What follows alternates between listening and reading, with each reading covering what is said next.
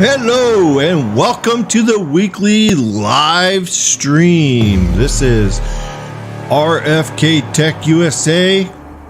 And you might say, what does RFK stand for? It stands for Ricky Florida Keys. Yeah!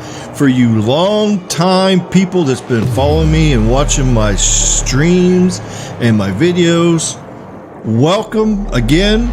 We are having a blast. We got a really hot cake, pancake, spicy take tonight. Ain't that right there, Zero Cool? Yeah. Yeah. And in the other corner, we got Weasel. Yeah. Fuck the song. We're gonna bring on some thunder tonight. That's right.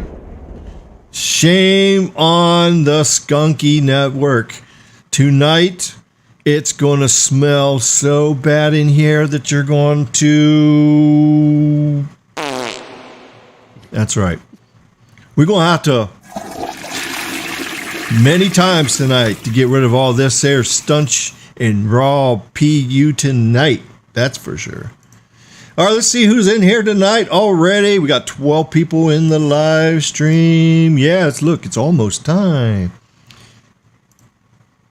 Thank you for supporting the channel with donations. Steven Smith, $26.97. Alternate Reality, $25. Pete Fox, $20. MS713. Jose, $5. And the Puppy Dog channel, Chanel 808 Live. Yeah! I sent you the link, by the way. You can come on here if you want.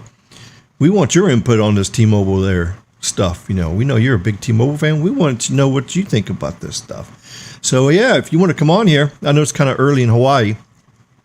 And you got Jason D, $2, and Kazi Prince, $1, and Zero Cool even chipped in $1 for the holler. Yay!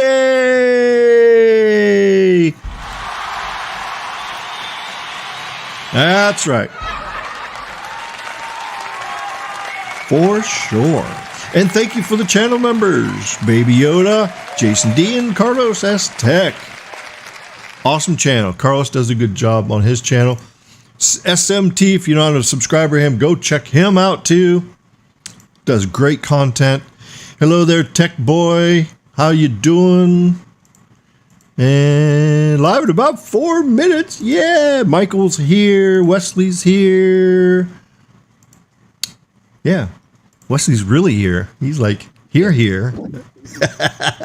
For sure. All right. Vote in the poll. Yeah, we got a nice little poll for you guys today. Yeah, vote on that poll. MS is here. The T-Mobile are idiots. A self-destructive path to failure. Oh.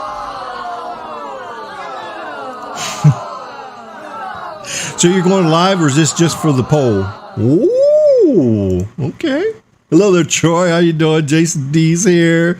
Rest in peace, Sprint. Yeah, rest in peace, T-Mobile. That's right. Goodbye. And it's the workers. Yeah, sad about the workers. Yeah. I think T-Mobile is kissing Elon's beep boop, but with plans to rebuild their network using only side. See, the thing is, it's not only... It's a shame.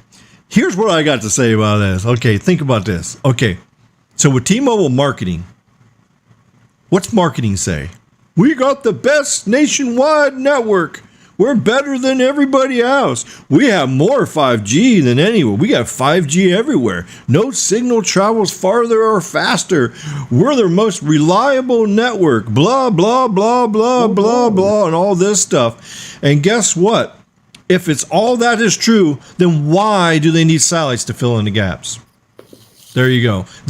By this thing about the satellite needing help so you can get emergency call out when you crash your car over the damn hill in the middle of BFE where there's no cell phone towers. Yeah, so they just pretty much told them themselves that their network is garbage. It has holes in it like Swiss cheese and huge coverage gaps. It's horrible. Hello, Tim. How you doing, buddy? We got Tim in the house. Yo, what up, Tim? Yo, Zero Cool. Long time, man. Long time, buddy. Yeah, can't wait to hear what you got to say about T-Mobile too there, Tim. Yeah. Oh, Yeah, we're gonna have a blast here tonight for sure. Let's see who else is here. No, because Silence can handle movement. Well, Yeah, I'll Silence be is not going to right be as back, good. Ricky. I gotta take a phone call. All right. I'll be right back. All right. No one who lives in a city setting with competition and other options will tolerate a terrible internet service. That's right. They aren't planning to rebuild 2 satellites. We got Carlos in the house. What up, Carlos? I can only join for a few minutes. So I got a lot of work. Oh, right okay. now. Oh, okay, okay. A Well, lot of work. What up, man? I'm gonna deal with Crown got Castle TJ World. here. Oh, that's not surprising. Visually impaired Tech and Moore's here. We got Lavindy. Let's see. Go to Keene, New York. Oh, I bet that's like a hole in the wall with no coverage. Feel the pain of lacking T-Mobile. Ooh. It's not even true 5G because they ain't doing standalone in most areas. And yeah, it's all mostly fake 5G anyways. All the carriers are guilty of that right now, but at least AT&T and Verizon is trying to do something about it. So Sneed coming on. I sent him the link, but he probably not. He's probably coaching a game or he's busy at the bakery. He's been busy in the evenings here. So, and then Baby Yoda's here. Hey, Baby Yoda, make sure we get a link up there for Chanel's channel out there in Hawaii, so everybody can check that out and get you a link up for Carlos's channel. And let's see who else. Yeah, and Sneed's channel. Yeah, for sure. So what's going on in Vegas right now? I see the humidity came down there a little bit for you. But bad thing is the rain's going to go away at the same time, right? It's already gone, bro. What are you talking about? It's hot as hell. Yeah, it's got hot as hell here too. The oven is back. Yeah. Yeah. Oh, you see where I'm live from today? Yeah. See where I'm at? I'm at a T-Mobile store. You're streaming with the gateway. It smells really bad in here too. It really, really, really, really. It smells like somebody. Yeah, and didn't. So what do you think about this T-Mobile store in the background here, Tim? You like that store? Is it a nice store? looks like a standard retail store for them. Yeah. Got all the magenta posters, computers. Yeah, baby. Hey, yo, what up, Tim? What's up, Carlos? Shit, bro. Fucking having to hustling and bustling, dealing with Crown Castle's bullshit, bro. Oh, God. I heard they're the worst to deal with. No shit, dude. No shit.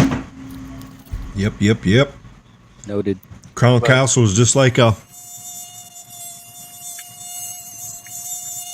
But, dude.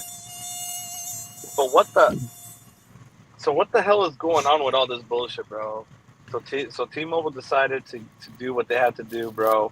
And this is what I'm hearing, bro. And this is actually from another source, bro. So this is not from the sources that we know. This is from my source here locally. And literally they told me that they're going to start working. The reason why they did it is because they didn't need the extra staff. Supposedly they need the extra staff because they're going to start working directly with the Starlink engineering team. Oh, God. So I heard of that, and then I also heard several comments that they're laying off due to OPEX, that the operational side of the business is hitting too hard. Well, that's what happens when you give away too many damn free lines, right? Yeah. And too many rabies Part of shots it. on Tuesdays. Yep. They pissing away that money. Yeah, they're at it again. There They're goes some giving away more. Free 3 months Every now. Tuesday. Next Tuesday.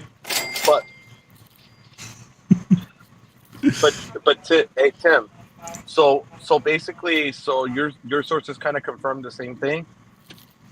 That's what I've been hearing a little bit. I've been able to talk to people on the inside over the last 24 to 48 hours is super high operational spending and having to make cutbacks. Oh, boy. Cutbacks. Hey, I heard this too, bro. So I want to know. Maybe your source can confirm this, but I heard that that literally they're gonna start cutting some of the marketing team people too, because they're gonna automate more of the marketing now. I haven't heard What? that, but I will definitely ask. That's what I'm T-Mobile hearing, reduced too. marketing? No. No, There's so much deception and reducing the lies. marketing. They're reducing the marketing people because they can do it automated. Oh, That's what I'm hearing. Okay. I was going to say, for the deception and lies to stop coming, what? But Didn't think I that's got going to some happen. I got some sweet documentation though, Tim. Back at it again. Ooh, Nice. nice. Awesome. So I gave I'm giving it a couple weeks, bro. Maybe we'll see how this goes, bro. And if Seavers doesn't at least offer good severance package or tries to give these employees their So the severance jobs package, back. at least for the couple that I know here that have been affected, they were only offered 2 weeks severance package. That's it. What? What? Yeah, they were given 2 weeks. That's Bro, I crazy. So I heard from a couple of the RF engineers, I heard that, bro, their severance pay was only like 60 days worth of pay max. And that's because they had seniority. That's If it would have crazy. been having 10 plus years, they would have got 2 weeks. Yeah, Oh. engineering side, I can't speak for. I can only speak for retail environment. Oh, okay.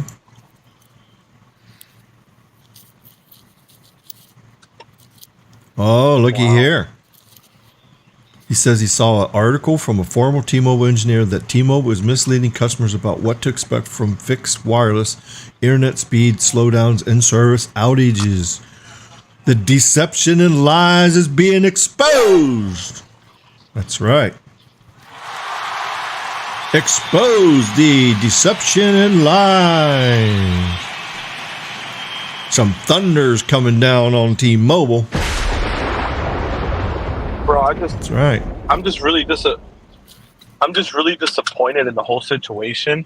Is because they were talking on the last quarterly earnings, talking about creating more jobs and hiring veterans. And Yeah, that. And they blasphemy. ain't gonna do shit. As Moose says, blasphemy.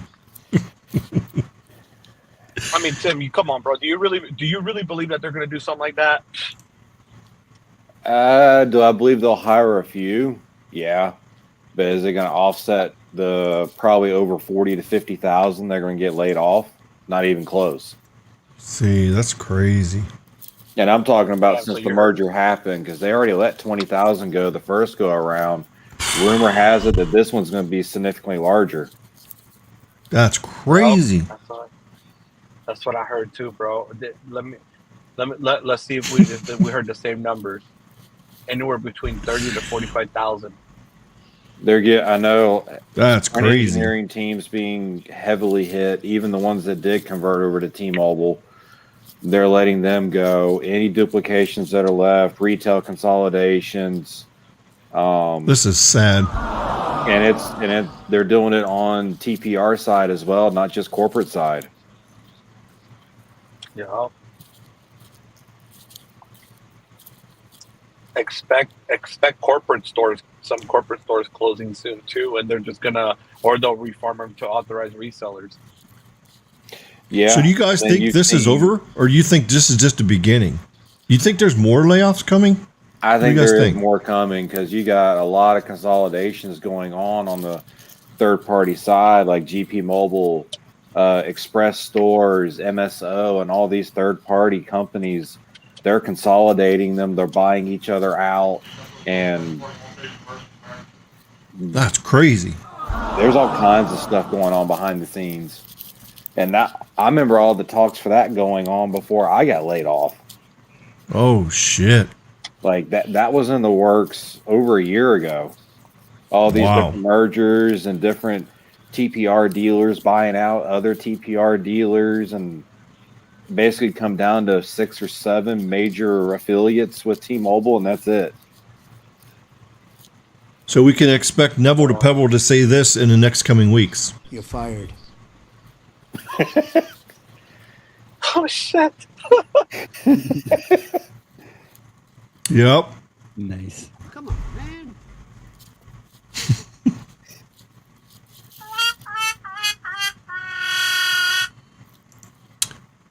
Shame on you, T-Mobile. T-Mobile Layoffs is a true view into their corporate culture. I think what this all is just a piss poor management of a whole corporation. You got AT&T doing their thing, you got Verizon doing your thing, and then you got Magenta Thong doing their thing. It's just nothing but a bunch of clowns. But the part that really gets, I know that really touches everyone here, especially like Tim that worked for many years on the end too. That they promised all these jobs, and John Legere was. I think the reason why John Legere left, and this is like, I don't know, Tim, maybe you might feel the same way, is he saw what was about to happen, and he didn't want to be in the same shit. I know that had parts to do with this because, none of this happened overnight. All this has been in the works since I know the merger closed.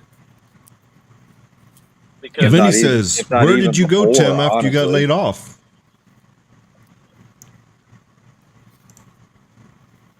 Oh, there you go. Amazon, yeah. Hey Tim, how's Amazon? You're making more money than you were at T-Mobile, huh?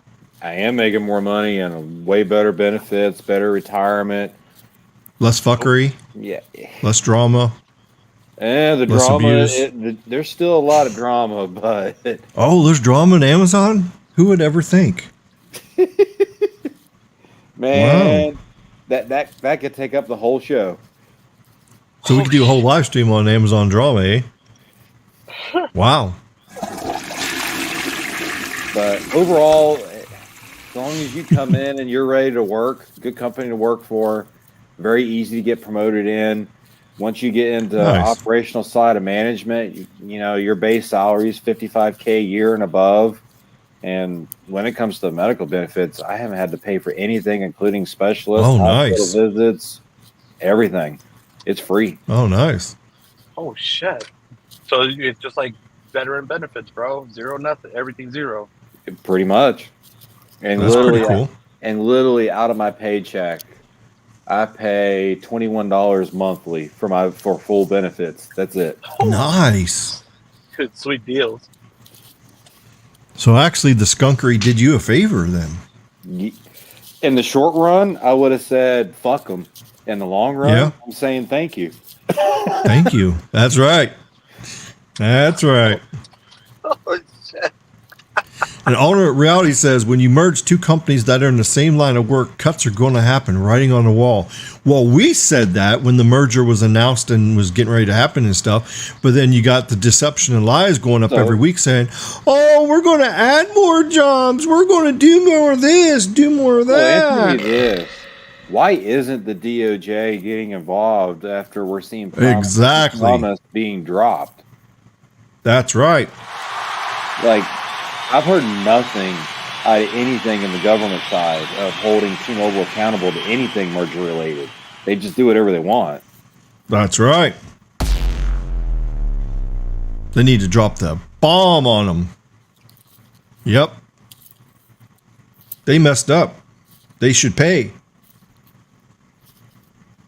We're going to send the skunk apes out. That's what first thing we're going to do. We're going to send all the skunk apes out. Attention all skunk apes. Attention all skunk apes. Attack all of T-Mobile's towers. There you go. Eat some fiber.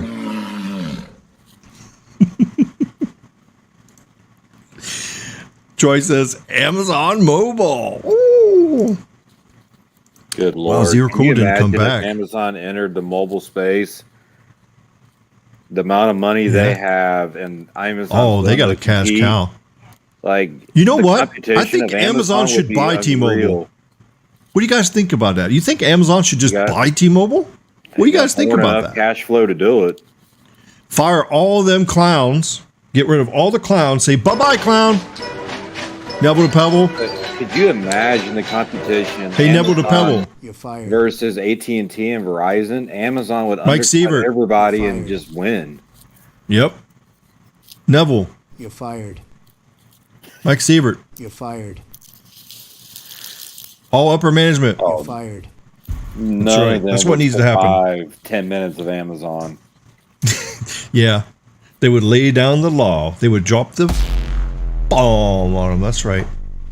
Empty promises is what you want. What you want. I work for a major defense contractor. I pay $440 a month and $1,300 deductible. Holy crap. Wow. That's it. Well, at least you got insurance, of course.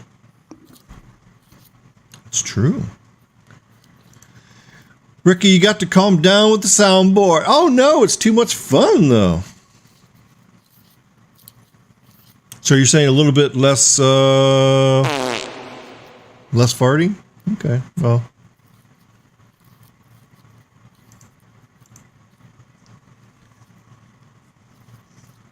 Let's see who else is in here today. Let's see. Amazon needs to get their rockets going.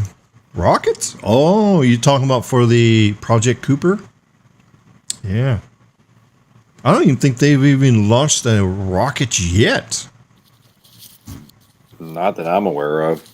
No. I know OneWeb's got a few satellites up, but... Well, Starlink just set up another satellite last night, actually, from California. They just put another 50-some satellites up there. So they're doing a launch every 2 weeks. Amazon's last huge focus, as I was tracking, was drones, and any package under is either 2 pounds or 5 pounds.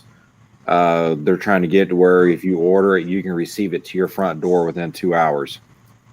Holy crap! That's crazy. Wow, I never thought that ever happened. Wow, they're pushing towards it. They're setting up a lot of their fulfillment centers and delivery stations to be able to handle that. And they're already beta testing it in several markets. Oh. Hello there, Manny. How you doing? He thinks that they're just removing redundancy. Well, we know that's not true. As soon as Zero Cool comes back, we're going to talk about a lot of stuff. We're going to drop the bomb. We're going to drop the bomb. Yeah, he got a phone call, so that's crazy. He got a phone call right in the middle of the live stream here. So, yeah, because he helped me with the list here. We got a nice little list going on here. Yeah, we got the list going on here. Quite a bit of stuff. Oh, delayed backhaul upgrades. That doesn't surprise me. Yep, so... Yeah, we're going to talk about this here in a minute. As soon as he comes back, hopefully he can come back. New site he doesn't build, like I can speak to that a little bit because T-Mobile's been killing it in my area. Killing upgrades? So they've, in the Raleigh-Durham market, they've got just about every single site with N41, N71. They've upgraded rural America, and they've added 6 new towers in my local market all around my house. Like, T-Mobile's better than Verizon, AT&T now at my home. Wow. Yeah, like I am absolutely stunned that I literally have a site. So they co-located on the Verizon site that I sent you a photo earlier, Ricky, and then they co-located on another site that's less than half a mile away, right over the bridge. So I've got 2 N41 sites within a half mile of each other. Oh, geez. So did they optimize anything, or is it all still shitty like the rest of the country? I mean, where you can't music stream or live stream or be on a phone call for more than 5 minutes and getting dropped. My friends had no issues at the house this past weekend on T-Mobile. They had full 5 bars, 5G UC, and both of them. One was on a Samsung Galaxy S22. The other one was on an iPhone 13. Both were pulling over 600 megabits per second. Mm-hmm. And Verizon's giving me 3. Yeah, of course. Well, Verizon hasn't done any upgrades in your area, so no. I don't think there's any upgrades yet. So nope. Not until that happens. So you're going to be in a congested market for now. 30 megahertz just ain't going to go far, or 10 if you got band 13 only. I could get 140 down with 30 megahertz. 13 and 66, 30 megahertz, I can get 100 some down. But the upload sucks, so the upload still, the max you can get is like 10 or 15. It 2 o'clock in the morning, you can get 60 to 70. Wow, that just shows there ain't much backhaul there, because if they got a lot of backhaul there, you can get 150 down on 30 megahertz of 10 and 66, because I get it here. That's what AT&T. That's one nice thing. Yep.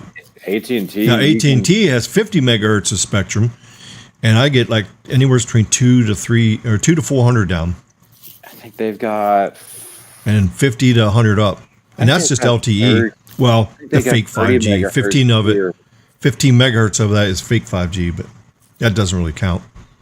N5 is LTE. So on AT&T, I've got my Pixel 4 XL on it, and it's an LTE only phone, but it's doing the full 5 carrier ag with 5 carriers of LTE. I'm getting about 160 to 180 constant. Wow, that's good. Michael says T-Mobile's laying off engineers, cutting back tower maintenance. CPUC will sue T-Mobile when their towers cause fires. It already happened to PG&E. T-Mobile would be wise not to test us. Ooh. So there was a fire at a tower site? Ooh. I didn't hear about that. Was it up in the air where the antennas and radios are, or was it down on the ground? It was probably an equipment shelter. I mean, I'm sure they probably did something wrong in there. I'm sure they probably overloaded everything. A panel or they probably used fire. I'm pretty sure they used a extension cord, a cheap Dollar General extension cord, and plugged in all that equipment to it.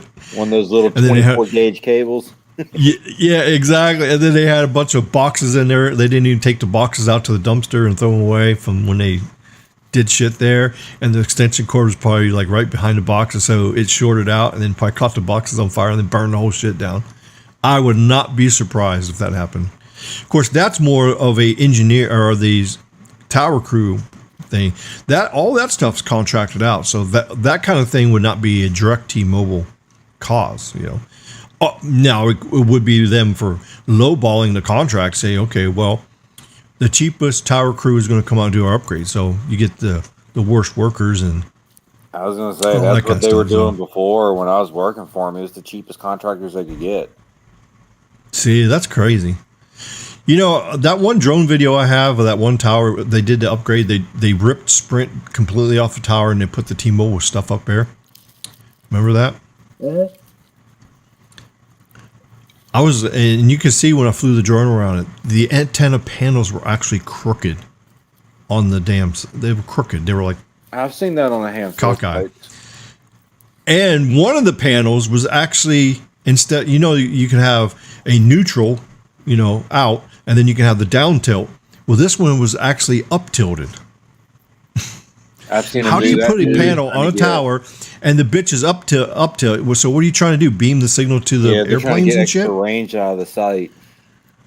Yeah, but see, when you're 300 foot out and you go above the horizon, you're not getting extra range. You're actually shooting it in the sky because the Earth is curved. So the further you go out, the land actually sinks down. Ricky, so if you want more range, one of my homie towers, how much down tilt it has. Holy shit, that's crazy. That's yeah. recent. Well, they're trying to reduce interference and stuff. They're just trying to squeeze out as much as they can out of that. Oh, well, this is just down tilting straight into the ground. Maybe like 2 or 3 homes straight. Yeah. Well, that means that frequency is being reused, like probably like 10 miles away. So they can't have any of that frequency go beyond that. So they down tilt it like that so that they can reuse it in another area. So, yep, that's pretty crazy. Yeah, that's T-Mobile and bottom dish. Oh yeah, look at that dish. Yeah, nice. I wonder where's the cool went. Panel that's down tilted like that. What's that? That's a combination. That has band 12, 71, band 2, and 66. That has all that shit in it. That should not be down tilted though, because that does kind of cover a good area, but over the peaks of some houses. But yeah, for some reason, yeah, it just depends on what that's pointed to. I mean, If there's no crazy towers wind in the and direction monsoon. that's pointed to, then that's stupid to do. That's a screw up there. It's definitely a screw up, yeah. We've had a lot of wind and rain the past month, like an insane amount, and I'm guessing that may not have been tightened down that well, and all that wind force just tilted it. Oh, okay. So they didn't put the. Oh, okay. I see what you mean. So they probably didn't put it in there. Yeah. Okay. Because you can see here, Dish, this one that covers that same area. Yep. I mean, roughly the same yeah. area, but yeah, it's flat, you know. Mm-hmm.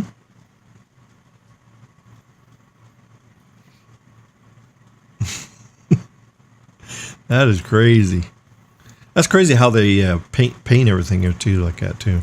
Yeah, out here in southern Utah, we have tons of red rocks, so they. So they want to try to blend it the- into the environment. Yeah, I can understand that. You can actually. Here, I'll share my screen once more, and this is just a random video clip from a security camera. Oh. Set up. But you can see by the color of the rocks. Oh, okay. That. Oh, yeah. Okay. A lot of it is Yeah. red. So. Yeah, kind of like it is in Vegas. Yep. Utah. Oh yeah, Red Rock. But yeah, they kind of. It's a little green out there. Yeah, we do. We've got some other parts of town that are like this darker, lava rock and stuff, and the towers will literally be painted almost black to just match that dirt or that ground color. It's strange. Okay. Yeah. Yeah, it's so crazy. So some people are really picky about having stuff out there like that. It's like ruining the beauty of everything. So yeah, they want their cell phone, but they want it to be beautiful too. That's what's crazy. Beautiful or hidden or Yep. one of the two. Anna James says, "Hi Rick, can you please stop with the sound effects and make your voice sound normal?" Sound normal? My voice sounds normal. I don't have it on. No, you sound fine. Yeah, I don't have it on craziness. I was going to say. Hey, I thought maybe I thought maybe I had the baby voice turned on or something, or the crazy clown voice, or The deep voice. Yeah, maybe I had that. I like that one. There, that's back to normal. Yeah, that's my normal voice. Yeah, I got a normal voice. And I always love to watch your live streams, but that stuff is very annoying. Oh, well, sorry. I try not to do too many sound effects. Well, I didn't mean to make you angry. Sorry. And then we got Troy saying they are beaming signals to Starlink. Oh, shit. Starlink. Man, Starlink's a mess. Starlink and T-Mobile are two peas in a pod. They're both horrible. Broken promises. Poor Chase doesn't even have his Starlink yet. There's many, many people out there still has their orders out there for their Starlink, and they never got it. It was a really poor, horrible execution of Elon of the way he set up the Starlink stuff. Sure, is the concept of Starlink great? Yeah, it's great.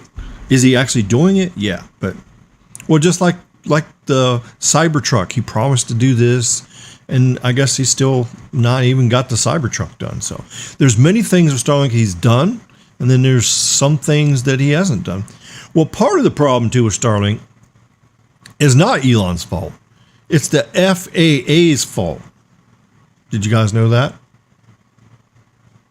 The reason Starlink is behind is because of the FAA.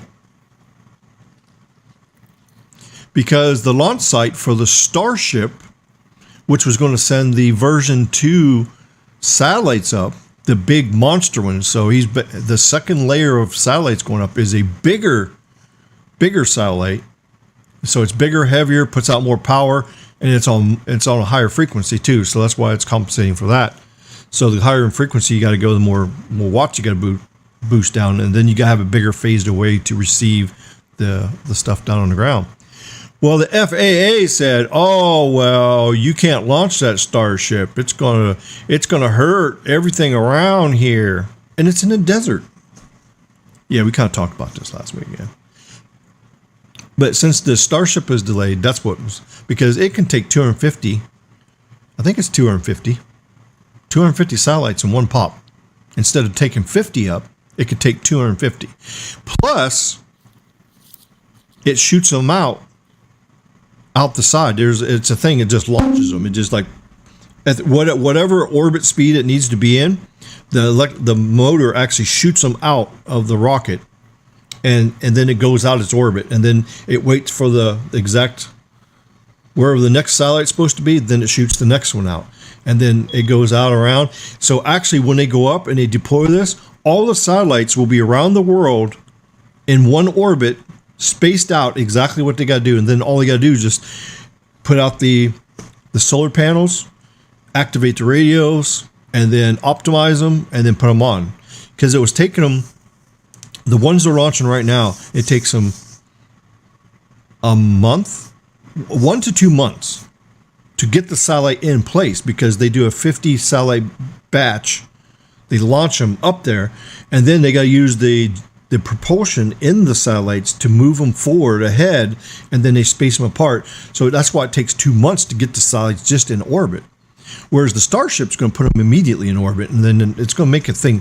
Things are going to go faster, but since the FAA delayed that really hurt the Starlink. And so that's why they were selling all these dishes and putting it everywhere, because they figured, oh, well, we got the Starship coming. We're going to be able to get capacity up there fast.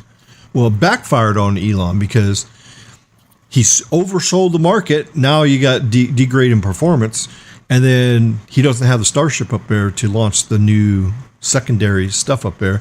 And the secondary ones also has the lasers on it to go satellite to satellite. So basically you can go from like Florida up, and it shoots across the laser beams, and back to California, comes straight down.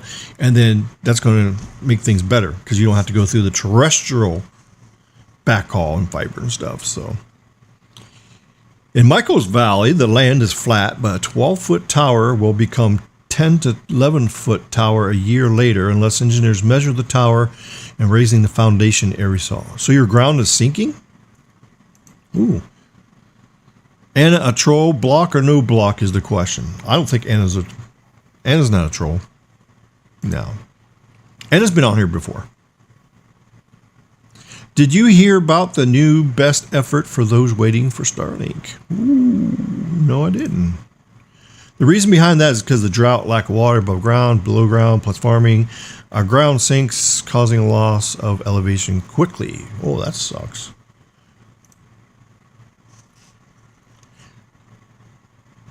So, Tim, how many phones do you have right now? I got 2. Pixel 4 XL and a Google Pixel 6 Pro. Oh, okay. And they're both, you got one on T-Mobile and one on something else? So I've got one on AT&T, one's on Verizon, and T-Mobile. I just rely on my neighbors. Okay. Okay. So everything's going good so far then. Yeah. So you're a Pixel fan? Yeah. Are you going to upgrade to any of the new Pixel stuff, you think? The 6 and the 7 and all this stuff. I've already got the 6 out? Pro. It depends on what they do. Oh, the 6 Pro. I mean, yeah, the 7. It depends on what they do with the 7, how much of advancement it really is.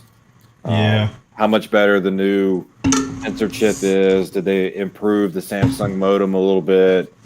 Yep. Is there any additional 5G perks with it? It really depends. Oh, yeah. It also depends if they raise the price. Well, that too, yeah. Well, what I think is crazy, I've been seeing all these other YouTube channels doing these rumors and stuff, and all this rumor shit on the S23 Ultra is starting to make me mad. It's crazy, because this person will say, oh, well, Samsung's going to do this, this, and this, and it's like, oh, okay, great. And then this other person comes out and says, oh, no, they're not going to do this, this, and this. And it's like, I just want to smack the wall. It's like crazy. It's like, it's so crazy. Unless you have credible things, this rumor stuff is just, it's all just crazy. Yeah. Because you get your hopes up for a feature, right? So you're all pumped up. Oh yeah, I'm going to get this phone now. And then they go, oh, well, they're not going to do that. And then you're like, what the hell? It's like, honestly, are you serious? I'm the most interested in at the moment is the Pixel Watch. I am really curious. The Pixel Watch. Yeah, everybody's excited about that. I'm really curious. I'm still rocking with my Watch 4. I'm going to wait until the S23 Ultra comes out, and then I'm going to upgrade to Watch 5. Okay. Because I think they'll actually give you, you know how if you buy a phone, they give you like $250 worth of accessories. Yeah. Well, I can take that $250 and take it right off that Watch 5. So I may just do that. Now I could trade this in. They usually give you pretty good trade-ins, but this time for the Watch 4, they didn't want to give me very much. I mean, they wanted to give me like $100 from a Watch 4 I just got towards Watch 5. So I'm skipping the Watch 5 for right now. I'm happy with the Watch 4. Now, if they would have had the glucose monitor in the Watch 5, oh yeah, I would have did that right away. But since that tech is delayed, Now there is a China company that said that they have the glucose check thing in the smartwatch. Got you. So I don't know if that's true or not. So Apple was supposedly working on something like that for the Apple Watch Series 8, but I don't know if it's going to happen or not. Mm-hmm. Did you hear about the new best effort for those waiting for start? Oh, I did that one already. Oh, we got a super chat. Thank you, Steven Smith. Look at that. He's got all them Bud Lights in the refrigerator there. Look at that. $9.99. Yeah. Thank you. So I should get, what, $7 of it after taxes and YouTube raping me? But still, thank you for your support. Yeah, and I did forget to tell you guys, too. I got the... What do I got? I got the other things. So you can do PayPal, which they only take out 10%. Not even 10. Well, maybe it's like 1%. It's very low. So PayPal, most of PayPal goes straight to me. And then, of course, we got the memberships is live. And then this Buy Me a Coffee thing, like Carlos set up on his site. Yep, that's the link for that if you want to do that. Now, they don't take out that much money either, so I get pretty much all the money for that, too. And I didn't put the Zelle in it. But you can actually Zelle me also, too, which means they take zero. I get 100% of the donation if you send it to Zelle. Most of your banking apps have Zelle, so you can do it from bank to bank, using Zelle. And there's no fees, no fees, and they don't charge me nothing. So it goes straight in your account. Now, me, if you want to send me a Zelle, just use my email. It's, let's see, I'll have to put it in here. Everybody knows the email for my channel. It's on my main thing.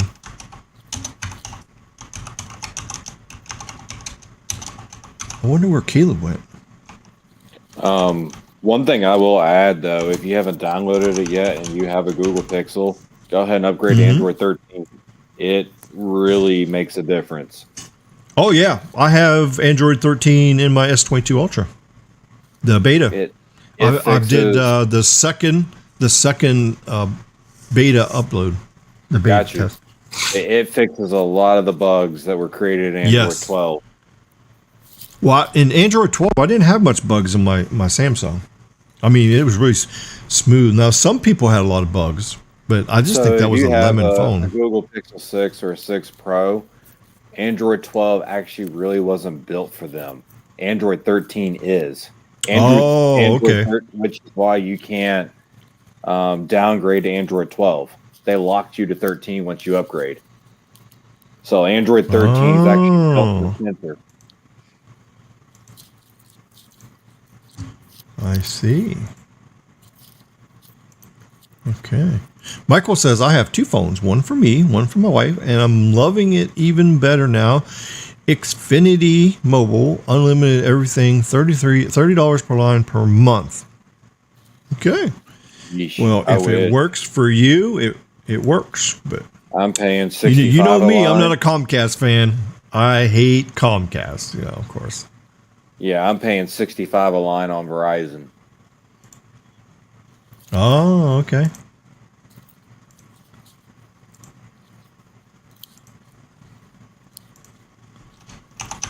I gotta text Caleb here.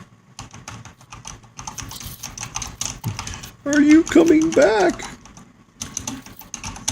Yeah, this live stream really is important with Caleb right now because since he's right in there,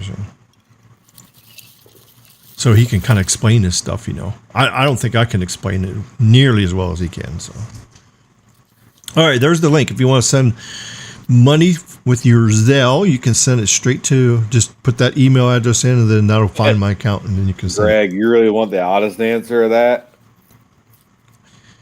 Unless you have a PayPal business account, which you don't need, it should just be 3%, 4% for personal account. Yeah, it's not PayPal is not that much. Well, they don't take anything out for them, but they do charge, I think it's 10% to transfer to your bank, like within minutes or something like that. So if you want to wait and get paid in like 3 or 4 days, then it's free. You can send the money over. I do not know if the problem is on my end or your end, but every once in a while your live stream will buffer. Oh, okay. Well, hopefully not. Everything looks good on here on my end. I don't have no indications that the stream is. My Verizon home internet is working beautiful right now. No, really good. I've noticed it too. I've been listening in, and you do cut out. I'll see it. I see it too. Oh, okay. And I'm connected to millimeter wave, so I know it ain't me. Oh, okay. Well, it's probably StreamYard. It's probably not. I'm sure it's not Verizon. Huh? I just did a speed. I got 23 ping, 73 down, and 20 up. My upload is really good. I haven't noticed anything. Yeah, me neither. At least on StreamYard's side. Yeah, I think. Oh well, there. I just did this upload test, and it just says my stream just kind of like took a dump right there. So the speed test just took out my. Yeah, that's what it did. Hey, it'll cut there. I should be back now. Yo, huh? You guys should turn. Ricky, you should turn up Weasel and Tim's mic up because they can barely be. I can't turn anybody's mic up. They have to turn their own mic up. Is that better? I can't do that. You can't. You can't turn it up on. It's not like Restream where you can turn up everybody's volume, huh? No. Yeah. Everybody's level is the same. Sucks. I still got mic issues too, so I'm on a shitty mic right now. Oh, okay. Hold so on. you're on a poopy mic, huh? Volume, is that better? Yeah, that's better. Just make sure you flush. It's a little bit better. Yeah, that's better. It's a little bit better. Ricky, just turn yours down a little bit then, so it levels out with everybody else. Oh, so I'm too loud. Okay, I can do that. Let's see. Yeah, my mic is like really. It's because they're using phones, probably phones or something. That's why they make them on a cheap pair of earbuds. I'm on my desktop, but I'm using a different mic than I normally use because it like just goes quiet after like 30 seconds. All right, there. Mine's down a little bit lower. Is that more balanced with everybody else? Okay. Check one. All right, everybody's. All right, hold on. Let's do. All right, Ricky, you go 1, 2, 3, and then Tim, and then Weasel. All right, go. 1, 2, 3. Really? How was that? Yeah, everybody's balanced. Everybody's balanced. Check. 1, 2, 3. Oh, okay. Everybody sounds. Okay. Volume level. Cool, good deal. All right, yeah. This studio mic is like really pyro. Yeah. It's like when you're in your studio there with your mic here. Same thing with you, Carlos. Your mic is just like wow. It's just like it's very punchy. Yep, for sure. Yeah, that's why I had to turn it down. Yeah, but no, now everybody sounds like they're on the same. All right, level. cool. Perfect now. Tim says Verizon is trash. Honestly, yep. Well, trash in certain areas where they haven't done upgrades. Yep. Let's see. Always congested. Yeah, congestion's bad. When I went to Miami the other day, I actually saw congestion on Verizon with N77. I actually saw some sites with congestion already. I didn't think there was crazy? enough N77 adoption yet to cause that. No. I had a tower, had N77. It even had 50 megahertz of LTE and 60 megahertz of N77. And the speeds was like only 100 down and 50 up. Wow. With 100 megahertz. Yeah. That site was bogged down, man. Sure. Oh, yeah. We don't say that word on this channel. S-band. Well, density is fine. density's pretty good. Verizon backlog a year for N77. They maxed out on the contractors. Dish coming in, T-Mobile, N41 upgrades, plus Verizon. N77. Let's see. Who feel like the Verizon cell phone bill is too high? Verizon's phone bill is not too high. I don't know why everybody thinks that. The way to say it is like T-Mobile is dirt cheap. T-Mobile is That's the what it least is. expensive. AT&T is in the middle. Verizon Yep, is and the most expensive. Yep. And then when you go on to the network as a majority, you go from the shittiest network, T-Mobile, to a little better network, AT&T, and the best network is Verizon. Now, where the upgrades haven't been done, yeah, it's going to be sucky right now.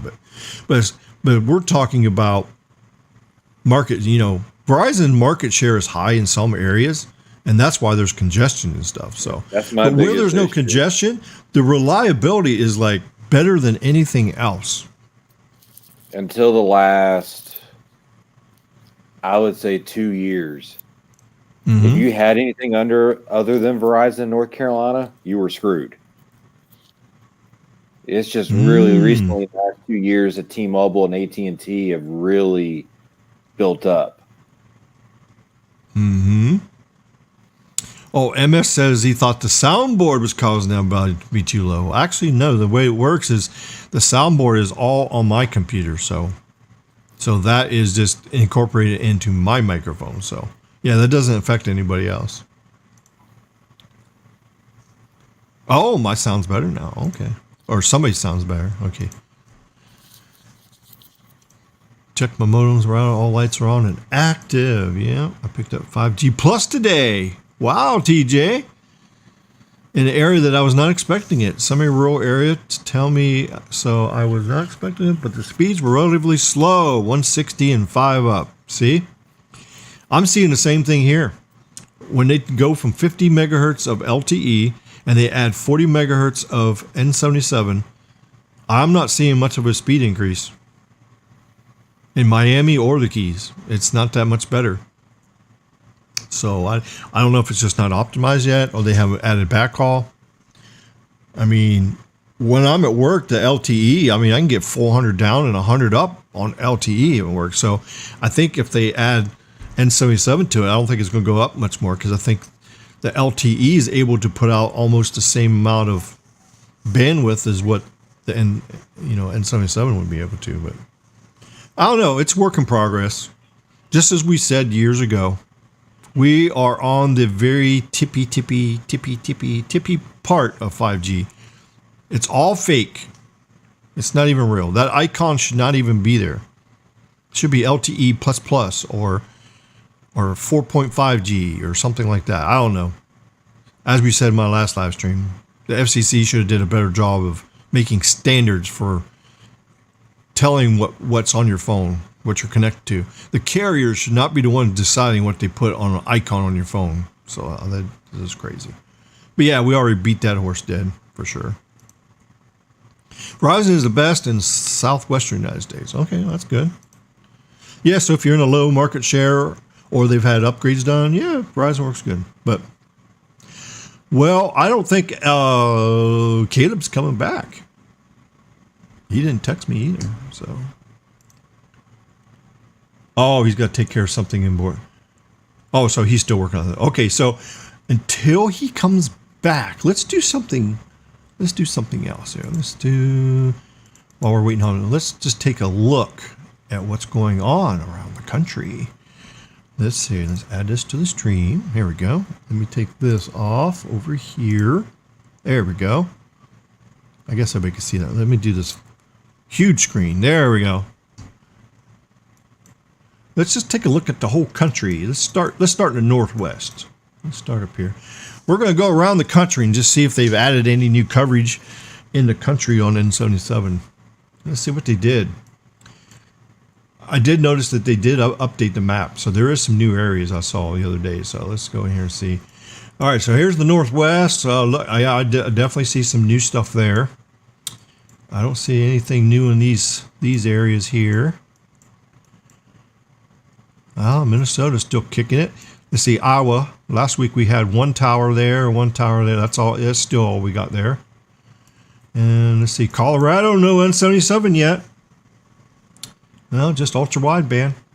It's just amazing how the ultra wideband is just. Look at that. Ultra wideband is just going crazy. Look at that. It's just like everywhere. That's just amazing that they're doing that with the ultra wide or the millimeter wave. It's crazy. Salt Lake, nothing changed there. California, of course. Look at all that in California. I mean, this is crazy. Look at all that. Of course, you know, there's a high market share over there too. So Vegas. Oh, there's another tower, Carlos. Look at that. Or is that the same one? I think they added one more because I didn't think it spilled over to the California border. Yeah, they added another one, Carlos. It was just over here, but now over here we got coverage. So yeah. So they added one there. What else did they do? Oh, this is new. Is it new or not? No, that's the same. Yeah, that's all the same. That's the same. That's the same. This is new right here, though. Or is this? This is not a tower. That's just spilling over from out here. Is what that is. But that means they added some more towers here, which is spilling over to the mountaintops here. That's what that is. And then, of course, this one. Last week they put that one up. And let's see what we got down here in Phoenix. That's all the same. Tucson. I can't remember last week. I think this is new. I think Tucson we had only one. So Tucson is starting to expand. And let's see what we got. Nothing in New Mexico. West Texas, nothing. This all area is the same. Oh, this is new. This is a new site down here. What else? These are new up here. Here's a new one here. Yeah, so they're expanding there a little bit more. Arkansas. Oh, look at that. They got extra ones out here. These little spots out here. Those are new. This one's new in Oklahoma. Oh, Wichita starting to expand. Good. Look at that. Let's see. Missouri. Tennessee. Oh, they're spilled over into Kentucky from Tennessee. Louisville's getting more. Yeah, there's like another 3 sites added there. Here, this one's new. These are new over here. This is new. All these right here are all new. And oh, Muncie's got added. They expanded over here, so this is new. Over here by Columbus, Ohio. Let's see what's new here. Lancaster. Yeah, this is new. I think Indiana's the most impressive I've seen so far. This site's new. Oh yeah. This site's new. This site's new. There's one right here. It looks like it's new. This is all spillover on the hills. And up here. This one was done last week. These were done last week. Okay. So I know they're going to come down the interstate eventually. And these are the same here. Well, I think. Wait a minute. I think there's a new one here. Yes. Yep, there's a new one. This one right here is new. Well, I can't remember from last week. One of these is new. There was only like a couple sites. There was 2 of them that was live. There was these over here, and then this one was definitely here. And I think there's one of these was, so they're actually expanding over there in West Virginia and Pennsylvania. And then up here, these are all the same. Up here, I noticed that there's more over here by Sandusky too. Detroit, yeah, look at there. Yeah, the Grand Rapids is starting to get deployment. And upstate New York, I think those were already there. All this was still there. I don't recognize any new stuff there, but did we get anything up here yet? No. Oh no, still nothing. Maine's still being left out. See, there's a lot of areas being left out, but you know, it's a work in progress. It's going to take a while to get everything done. And I heard Atlanta's going crazy. Yeah, look at there. Atlanta's going crazy. There was just nothing here just 2 weeks ago. And look at this. It's just, and look at Alabama. Holy cow. Tuscaloosa is now on the map. Augusta's now on the map. And they're finally starting to get Atlanta a little bit. Yeah. Yep.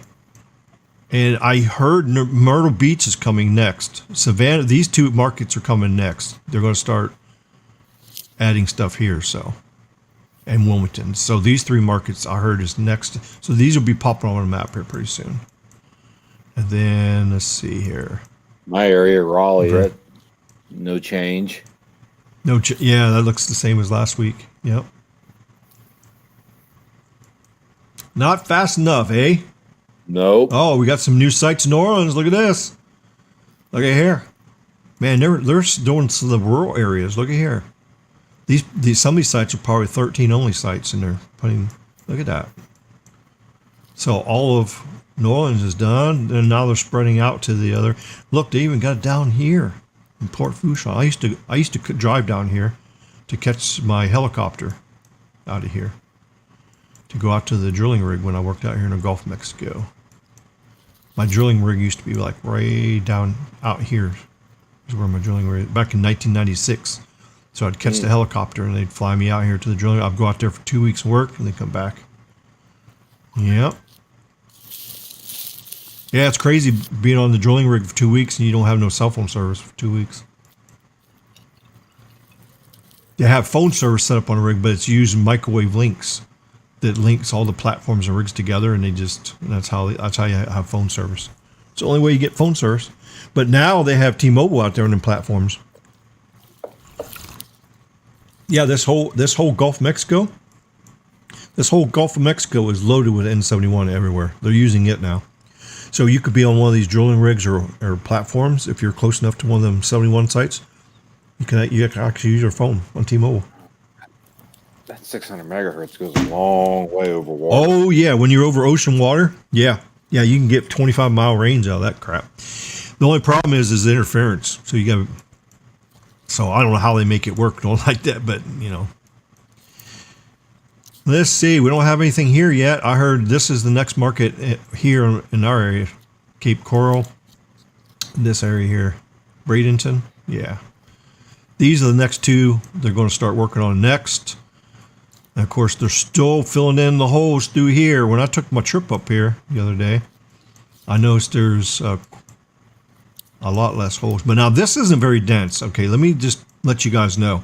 Just because it says it's red doesn't mean that you may get that. Because up in this area here, there's some areas up here I can tell you right now for certain that you still get LTE on, even outdoors. So even Verizon is lying on their maps. They say this whole area is covered with continuous, dense, ultra wideband N77. Nope, not true. So there's spots in here it's only LTE, because I have some friends that live up there and they told me they say, okay, where are you at right now? What's your icon say? He goes LTE. I go, well, it's red on the map. So there you go. Verizon's even lying on their maps. So anybody that says I only hate on T-Mobile, it's not true. I hate on everybody. I bring the facts. If it's a factual thing, I say it, so. Let's see. Filling in some of these holes. And then, of course, down here, yeah, this tower is turned on right here. Because remember when I was at the store, there's a Winn-Dixie right down here somewhere. So, yeah, right here, Winn-Dixie. I was at Winn-Dixie in the parking lot, and I had N77 on Verizon. And I'm thinking, holy shit, I'm picking up N77 7 miles away, because the tower's right up here. You see it on my drone video I did at the tower. It's right in here in this area right here. Yeah. Yeah, it's about right around in this area right here. So as you see by the map, the way it's colored, see this is the range. This is 3 miles this way and this is 3 miles that way. And I was 7 miles away and I was like, wait a minute, how is this signal going 7 miles? But guess what? There's another tower right over here. In this area over here somewhere. There's a tower right over in this area here. Well, guess what? Verizon upgraded. In 2 weeks they had the antenna up and turned on, and I didn't even know it. So they're turning them on about 2 weeks after they do the upgrade. So They're going pretty quick, and then they still have to optimize them for another 2 weeks. So it gets good after 30 days. So now they have an updated map. So once they optimize it, it's on the air for 2 weeks. They optimize it for another 2 weeks. When they get it all tuned in and good, then they color the map. They actually add that site to the map. And when they do that, then that means the red is going to go all the way down to here. And I was getting a signal all the way down through here. So I think your mouse pointer is off, by the way. my mouse is off. You're Why? like pointing in the task manager or the taskbar. Taskbar. Huh? Yeah, it's Oh, I weird. see what he's saying. Oh, I see that. Yeah, that's because you're doing the shared screen. Yeah. Because Yeah, you're I didn't like, even- it's over here and up here and along Oh this way. yeah. And I was Oh, like, where are I you? see. I see what you mean. Yeah. So when you screen share. Oh yeah. Screen share. Oh, that's weird. That's crazy. Yep. So. Yep. They got Key Wow, we West got them done. Let's all the way see. out there too. Yeah. There we go. All right. So what do you guys think about that? There's your tour around and of course we can't do that same tour with AT&T because guess what? AT&T has not told us where N77 is. Yeah, crazy. Because they hardly have Crazy. any. Yeah, They don't want you to know that. yeah, for sure. Oh, I got a phone call. Somebody at work. I got to take care of an employee issue. All right, Tim and Weasel, you guys have a nice, happy conversation. I'll be right back. Okay. All right.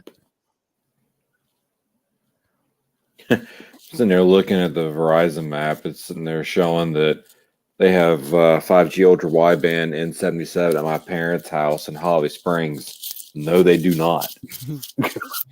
Not unless they just turned it on the last week. Yeah. Yeah, it's possible. I know my town's not slated for anything for quite a while. We don't even have panels up for either AT&T or AT&T or Verizon. Here, it's mainly all T-Mobile. Yep, same thing.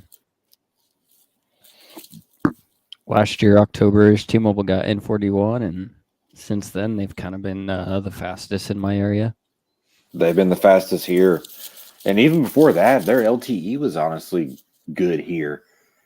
Unfortunately, I can't say the same, and it still stays the same, too. LTE at best is like 20.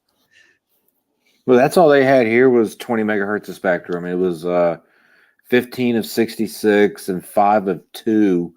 And because of market share here, you could get 100, 150 on 20 megahertz of spectrum. Yeah.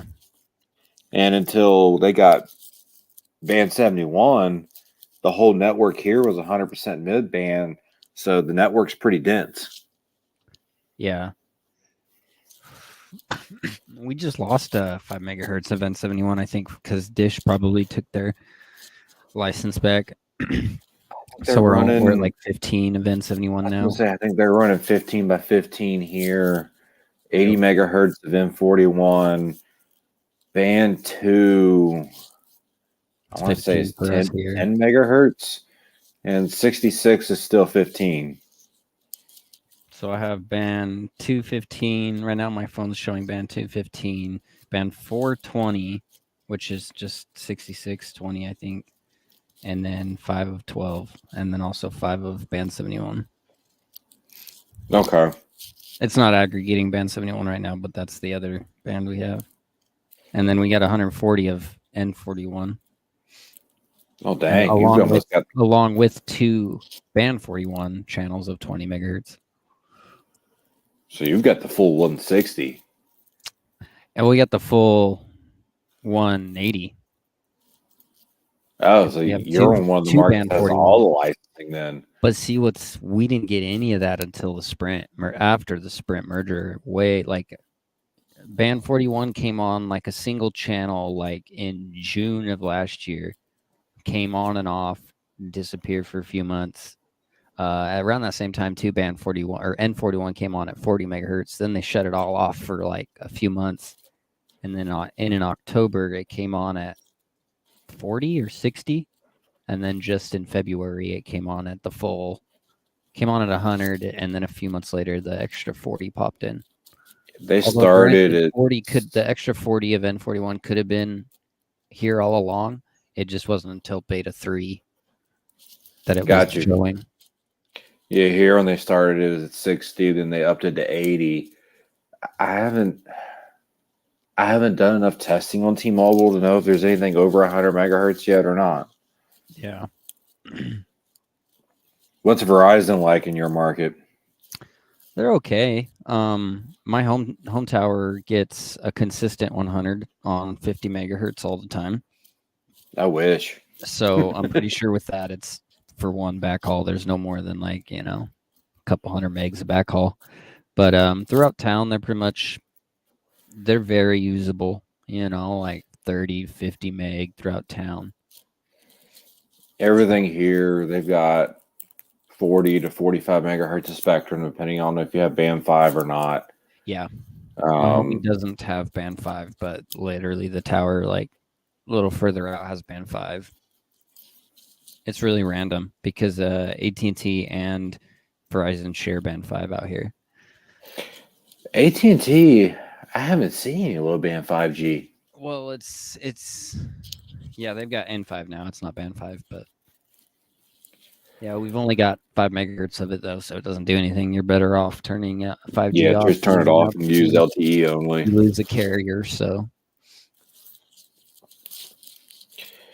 MS. I am getting sick of Dish owning a bunch of spectrum and not deploying anything. Hold tight. As much as I don't think Dish has a chance, they are deploying a lot of macro sites. They're doing a lot of macro sites. I've witnessed it. Now there's nothing out my way in rural America, but definitely suburban metropolitan areas, they are deploying. And we've got at least 5 sites out here that literally all popped up within a month. I don't know. Give Dish 3 or 4 years. Yeah, They might be a halfway decent regional carrier. Oh, no doubt. I know right now a lot of it, they're waiting on Spectrum to be released. Mm-hmm. Waiting on some of that Sprint T-Mobile Spectrum. And I wonder if Dish is even going to do anything with that band 26. How much do they have of it? 5 or 10 megahertz is all that Sprint had. It wasn't much. Yeah.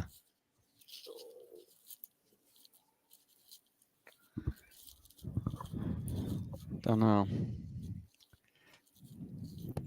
I do have high hopes for them, though. I mean, I'd be curious to see what Dish is going to do with that AWS-4 they have. Yeah. That's a really good spectrum. That's the new band, right? That and the 12 gigahertz. They're fighting over Starlink with that. Yep. 12 gigahertz, honestly, for 5G, if your network is dense, is going to be beautiful. Talk about multi-gig. Yeah.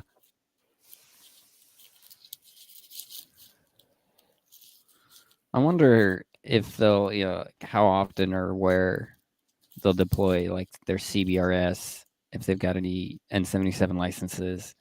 Like for example, looking at like my Spectrum holdings in my market, they've got, I think, 40 of CBRS. Maybe it's 20. But I'm just thinking, like, would they even worry about deploying that in a market like mine?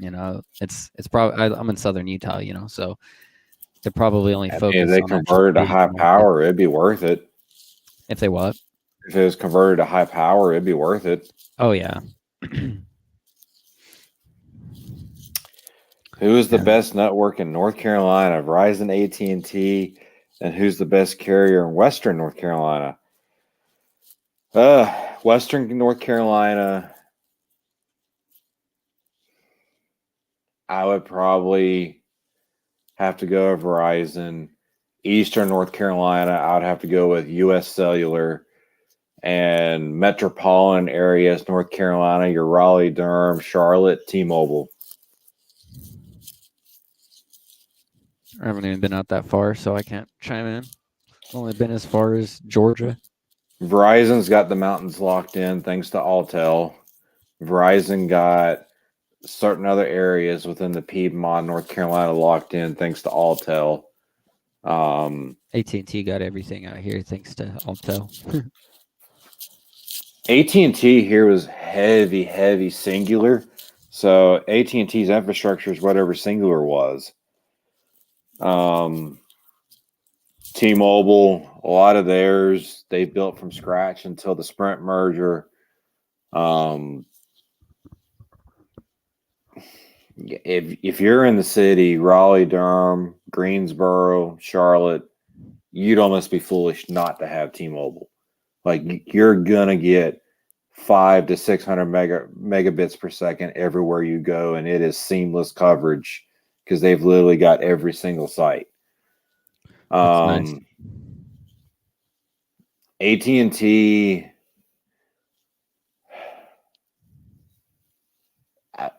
AT&T, I would have to say, is a very strong second. Verizon, I'm going to put as third because they're so congested. T-Mobile, I'm going to put as number one.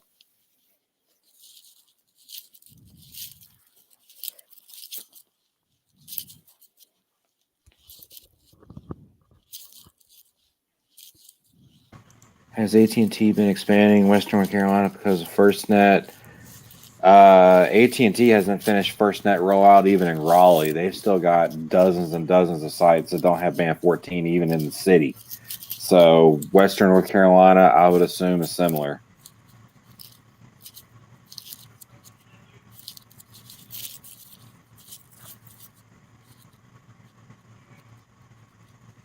Okay, I'm back. And, you know, Elon made this deal with T-Mobile, right? Elon For this whole partnership thing. Yeah. Well, I don't know if everybody realizes or not, but there was already a company that was in place to do that. And it was going to be for all carriers around the whole world, not just USA. Can't have that. And it's this company right here. It's called AST. I think I remember. It's called AST Space Mobile's Blue Walker 3 prototype satellite. But it's delayed. See here, the commercial satellite debut by 6 months. The ones that Verizon and AT&T made a deal with? This is it. AST Space Mobile. I think one of the guys was talking about this on a live stream a while back. I remember this. Yeah, it was me. Yeah, I did. I was mentioned this like a couple live streams back. Yeah. This is Tampa, Florida. Supply chain issues have delayed the launch of the first operational satellite in AST. It's a Space Mobile cell phone compatible broadband constellation is about 6 months to late 2023. I'm not gonna lie, I am so tired of hearing supply chain issues as an excuse. Yeah, I mean it is reality. It is a real thing. I get it, but I'm still tired of hearing it. Yep. So basically, they want to get the first 5 satellites up to start testing this. And you know how the Starlink T-Mobile thing is supposed to be just like text messages and phone calls because they're only going to do a little sliver of bandwidth. Well, this AST Space Mobile is actually going to dedicate more spectrum to that. There's a reason why Verizon has no plans to convert band 13 to 5G. No, they're going to use it. Has anybody been really wondering why Verizon said, "Oh, we're not going to convert LTE to 5G on band 13"? One thing I can think because of they're saving it for this technology. So they're going to have 5G standalone for all these other frequency bands, but band 13 and 66 is going to be used for this satellite. They're going to dedicate this satellite once they get everything nationwide deployed. Standalone 5G is out. They got 200 megahertz of 5G, real 5G. then guess what? The band 13, band 2, band 13, the 66, all those old legacy bands don't even need to be. They're going to give these frequencies to these guys to use, and it's going to give them the whole. So if they do that, at least here, Verizon's going to have to do a lot of densifying if they're going to take band 13 off the sites. Yeah, we're talking like 4 or 5 years down the road. We're not talking about like next year. Yeah. Okay. Yeah, this thing is not like. I mean, look, the satellite delay, the test satellites are still 6 months away. Has anyone heard? They got to put it up and test it first. Well, has anyone heard how much PCS spectrum that T-Mobile's letting Starlink use at 2 megahertz? It ain't very much. Megahertz? It's 5. I heard. Okay. SMT and them guys was talking about the other night. I hadn't even heard how much it was. I think it's like 5 or 10 megahertz. That's it. Carlos, And then the way the satellite's going to, when they put this new satellite up, it's going to have special antennas on there to beam that stuff down in like a small circle. And then it's going to use beamforming, basically what it is. So the satellite will beam it down and then in circles across the land. So as the satellite goes across, it'll be covering all them circles. So, but it's supposed to be only like so many users per little circle. One of the other things too we were talking about, Carlos and I on his channel the other night, was the reason why capacity will be such limited on it too is they are saying it's going to cover a big area. Like right, yeah. These circles was like so half a state. Well, talking about like a 50 to 75 mile circle on Earth. Carlos was thinking that it was going to be like at least a few states wide. Oh no, there's no way it could be that many. There's no way, because the problem is you're using the same frequencies, so you got to concentrate it down to certain frequencies in a circle. Right. If you go too wide, then you can't use a certain set of frequencies for that much area, because then you have all these signals coming up from your cell phone hitting that satellite that's going to overload it and cause interference. You have to make the spots smaller, smaller circles, and that too. Yep, exactly. Yeah, it's not going to be an easy task. There's going to be a lot of engineering into it, because it's going to have to be, really large antenna panels or something on the satellite. Yes. Yeah. You think how low power, first of all, your phones are from the beginning. That's true. Making it a quarter of a watt, trying to be heard in space. Yeah, you're going to need massive antennas. A lot of it's going to be a lot of work. Look what Starlink's using for your unit at your house. Yeah, the dish. The size of that dish. That is like 128 phased array antenna. 100 watts. Using 1.2 watts. Well, ERP, if you account, it's that. Yeah. It's about 100 watts ERP, but the basic watts is only like 1.2 watts. Yeah. The original round dish when it came out was like almost 2.5 watts. The square dish when it came out now is dropped down to like 1.2, 1.3 watts. Because what they did is they split it. They put all the receiver antennas on the top side of that square, and they put all the transmit on the bottom side, and they split them. So now you have better signal to noise ratio, since you don't have to filter out the transmit, because the transmit is what wipes out your receive. So whenever you can separate it into two antennas on the same, that's smart. Then that makes it more effective. And that's what's going to happen on these panels. The future panels coming to Ericsson, they're already starting to develop them right now. It's going to be a new panel that has all the transmit on one side and all the receive on the other side, and a 90 dB isolation in the middle.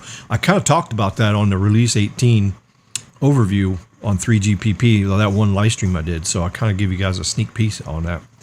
But that's what's got to happen to get the sensitivity better, so you can pick up these low power phones and stuff, especially from space on millimeter wave. Current satellite phones, you got to have a considerable sized antenna. Exactly, you have to have that big, gigantic 2 dB gain antenna.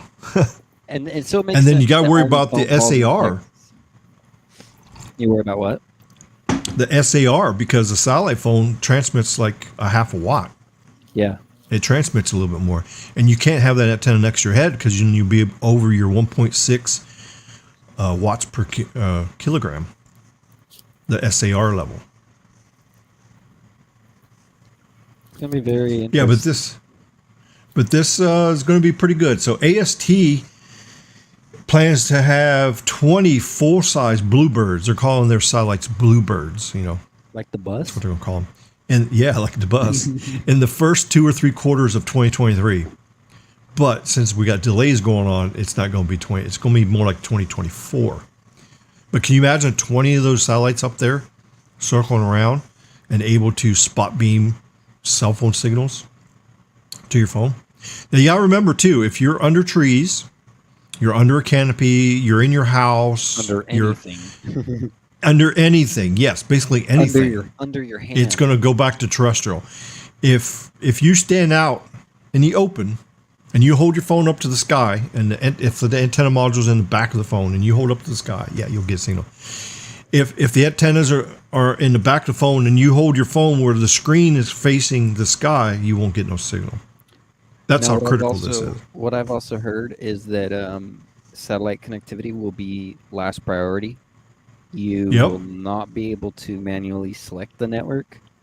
True. So it'll be native coverage first, roaming coverage second, and if there's literally nothing else in existence, right? Only at no that service point icon allow you to go to satellite. Then it will connect up to the And see, you got to remember too how this is going to work. When these satellites are going over a populated area that's terrestrial, the satellite will power down that signal. It won't even transmit a signal from that satellite down. Like when that little circle is going across the United States, as soon as you hit a terrestrial area, it's going to shut down. Because if not, then that signal coming from the sky is going to go down there and it's going to screw up the terrestrial. It's going to cause interference. So like if there's an area of the country that has no coverage, that antenna will turn on the satellite and it'll beam it down there and say, okay, here, it'll transmit the beacon out. And then if there happens to be a phone in that circle, the phone will connect and say, yeah, I'm here. Oh, I have a bunch of text messages in it. And it'll burst all them text messages up to the satellite. And then the satellite will bring, it'll be two-way back and forth until you're caught up. And then it'll be gone until the next satellite comes over. So that's what's going to help with the text messaging thing, because you know how text messaging works. It sends it to the server, and then the server looks for your phone. When the phone is found, then it dumps all the text messages to it.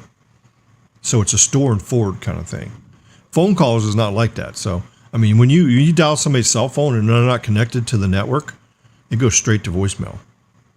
So, and that's why it does that. That's why I like Google Voice, because I get every one of my phone calls that I miss, because if everything's false, then I get a missed call alert. Yeah. Which is great. I like that. I wish I knew who called me when my phone was dead. Yep. That's why I use Google Voice. I love it. But yeah, this AST thing is going to be a great thing. It's going to be good. So, but yeah, they got to get the stuff up there. Okay, AST Space Mode said August 9th that Blue Walker 3 had arrived at Cape Canaveral, Florida for a launch on Falcon 9 with other passengers in early to mid-September. Okay, so next month, they're trying to get the first satellite up there so they can start testing it. So what they'll do is when SpaceX launches their Starlink satellites, they'll only put 50 satellites on board, and then they'll put one of these Blue Walkers on there and send them up at the same time. So that's what they're doing. They're piggybacking these satellites on top of the regular Starlink. So that's going to be exciting when that happens next month. So stay tuned for that. And here's a picture of all the stuff here. Look at that. Isn't that cool? Look at all that. Electronics. There's all the staff and everything. Yeah. Yep, mid-September. So we'll see what happens here with that. Hey, Ricky. I'm going to have to get ready and get going. Unfortunately, oh, okay. Well, thanks for stopping by. 4:45 in the morning is going to come early. Oh yeah, I got you. Yeah, that's what time I normally get off work. It's 5 a.m. So, yeah, I thought I was going to have to work tonight, but I got the shift covered, so, but didn't have to work. So, and I'm off tomorrow too. This is great. I think I'm going to go to the range tomorrow. I'm going to go do my pew pew. Nice. At the range, yeah. Wish I Yeah, could. just- I'll be working tomorrow. I just picked up my MR920. So if anybody knows what that is. Very I nice. just got it. So yeah. Yep. But- So that's my early Christmas present, I guess. But But I supposedly appreciate the invite as always, and I will. Oh catch yeah, y'all yeah. again It was great soon. having you on here, Tim. And yeah, you're welcome anytime on the show here. So Appreciate yep, it. we'll see you Have a next good time, night, buddy. All right. You too. Good night. Later. And then there were 3. Yay!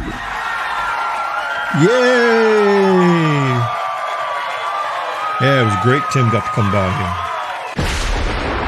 Slam! That's right. Well, Zero Cool is not back yet. I want to get on with this president. We've been already live like an hour and 39 minutes here. Well, let's go to the chat and see what everybody's saying in the chat here. Let's see.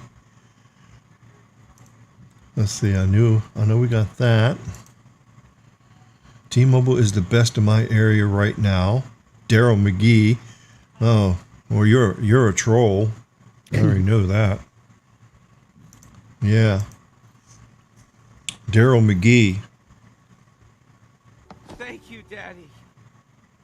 That's what Daryl McGee says. Thank you, Daddy. I'm real. I'm a real boy. There you go. That's right. Daryl McGee is a Pinocchio lover. That's right. Like SMT says, a spade is a spade, so if it is good, then it is good. If it sucks, then it sucks. Exactly. That's right. I'm getting sick of Dish owning a bunch of Spectrum and deploying nothing. Yeah, it's a work in progress. It just takes time, you know? Actually, it's a miracle that Dish launched 125 cities as fast as they did. Yeah, I we were have to talking tell a you, little bit about that while I you think were it's gone. the fastest network deployment in the history in the United States. I don't think anybody has so done too, that yeah. much deployment. What? I said I think so too. Yeah. They're on almost Yeah, I am pretty sure. I every mean, tower look site out how many here. years T-Mobile's been trying to deploy shit. And they're still Swiss cheese. And they're bragging that they're best. And then they have the nerve to complain about Dish saying that they're garbage and they're slow. Really? Gosh. Unbelievable.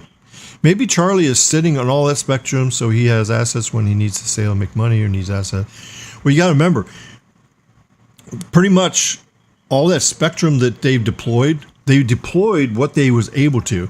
Some of that spectrum they have, there's no radio equipment to do it. There's no 12 gigahertz NR equipment yet. Nobody has made any 12 gigahertz equipment yet. It's not until the FCC gets off their damn ass and delegates the ban as a use for NR. When the FCC does that, then the vendors will say, "Okay, now we can build the shit." But they're not going to spend billions of dollars to build all this equipment only for the FCC. Oh, well, you can't sell it to people to use it on that frequency. Here's the problem. We talked about this the other day on the live stream. FCC is a huge hindrance on. So if you want to get mad at the FCC because they are like 35% of the problem of this whole network shit here. Who's the best network in North Carolina? I think Tim answered that for him already. Yeah. Charlie Ergen said that they do not want Band 26. Yeah, who would want Band 26? Band 26 would be good for this satellite, for the satellites, for like use it just as like a text only band or like phone call. You know, put it on voice over LTE and text messaging. Put it on the damn satellite. What satellites, And bro? The Houdinis? Yeah, that's right. Fuck. Bro, Greg Fuck. says AT&T sucks up there. all I'm going to say is fuck Siebert and fuck Elon, dude. They both suck, bro. That's right. That's right, bro. It's a fight to the end. Between a dumpster fire and a damn baseball bat, bro. That's right. You tell him, Carlos. Bro, but that's the thing though, bro. Only people care. They only give a damn about all this, bro. when it happens to somebody close to them, bro, or what happened, after it Yeah. happens, after a matter of fact. They don't That's care. true. Like, they mainly just care about the technology and innovation. But then when they start doing these massive layoffs, and then it hits somebody they know close, that's when they Mm-hmm. all of a sudden care. Like, get out of here. Either you care from the beginning or you don't. Get out of here with that bullshit. Uh-huh. Trust me, bro. Okay. Fuck T-Mobile, man. Yeah. They're gonna see what's gonna happen. Mm-hmm. All right. MS says the problem with those AST and Globalstar, they are geosynchronous orbit of 23,000 miles versus Starlink low Earth orbit over 150 times closer. Actually, No. here's Globalstar right here. See? Globalstar is low Earth orbit. No. They started low Earth orbit. What was it like? Yeah, it's low. Like 5 years ago, 6 years ago. Oh, it's been more than that. I actually had a Globalstar satellite phone in 2012 when I worked in West Virginia. I had it as a backup in case my cell phone booster went out. And I had no communication because if I had emergency out there on the fracking site and I needed help, I had to be able to call. So I actually had a sat phone. I mean, Globalstar sucked back then. I don't know if it's any better now, but it sucked back then. Yeah, but it has low Earth orbit satellites, but it's old technology. But I think they got newer stuff out there now. So I know. So yeah. What is that company? So it is Iridium. Iridium. I heard their system is a little bit better. Yeah, I heard they're a lot better. Yeah, Iridium is good. And then what was the other one you said? Oh, AST is a brand new system. It's equal to Starlink. The only difference is it's going to be dedicated for the cell phones. It's not going to be used for home internet. It's the AST is specifically for covering areas of the country that don't have terrestrial towers. That's what AST is going to be for. Hold on, we need to pull up Lavendi's comment. I like that comment. Oh yeah. I'm catching up to the comments right now. Mike says using satellites for service where towers cannot be built like in the mountains is a good idea. Using satellites to replace the cell towers is bad. You're 100% right, Michael. It is at least 10 megahertz, possible up to 90 megahertz of band 2 and 25. There's no way it's going to be 90 megahertz. Not on T-Mobile. I mean, that would rob their. They wouldn't have any capacity if they did that. 90 megahertz. But you got to remember too, when you're out over the rural areas where there's no terrestrial towers, you could use 90 megahertz out there, but you couldn't do that much spectrum close to any terrestrial towers. And you got to remember too, you got towers along the interstates. So even though there's nobody living there, you still got users going down the interstates and stuff. So that's going to be a problem. So when you try to beam that satellite signal down to the cell phones, you're going to have interference from the cell phones on the interstates and the highways. So that's going to be a problem. Yep, so that's right. No radio spot beams. That's right. Beam forming. Another thing too, Ricky, is that they're taking the whole band 25, right? So the whole band. Oh yeah. Is gonna go. Yeah. So that's good. What they want to do is they want to have just in case, like the actual. Let's say in the Keys, bro, power outage happens, the whole power grid got exactly. Then you got the satellite. Shit. That's right. At least you can text message. I mean, text messaging is a great way to communicate because, it balances out. So like if the network is busy, when you send that text message, it puts it in a queue.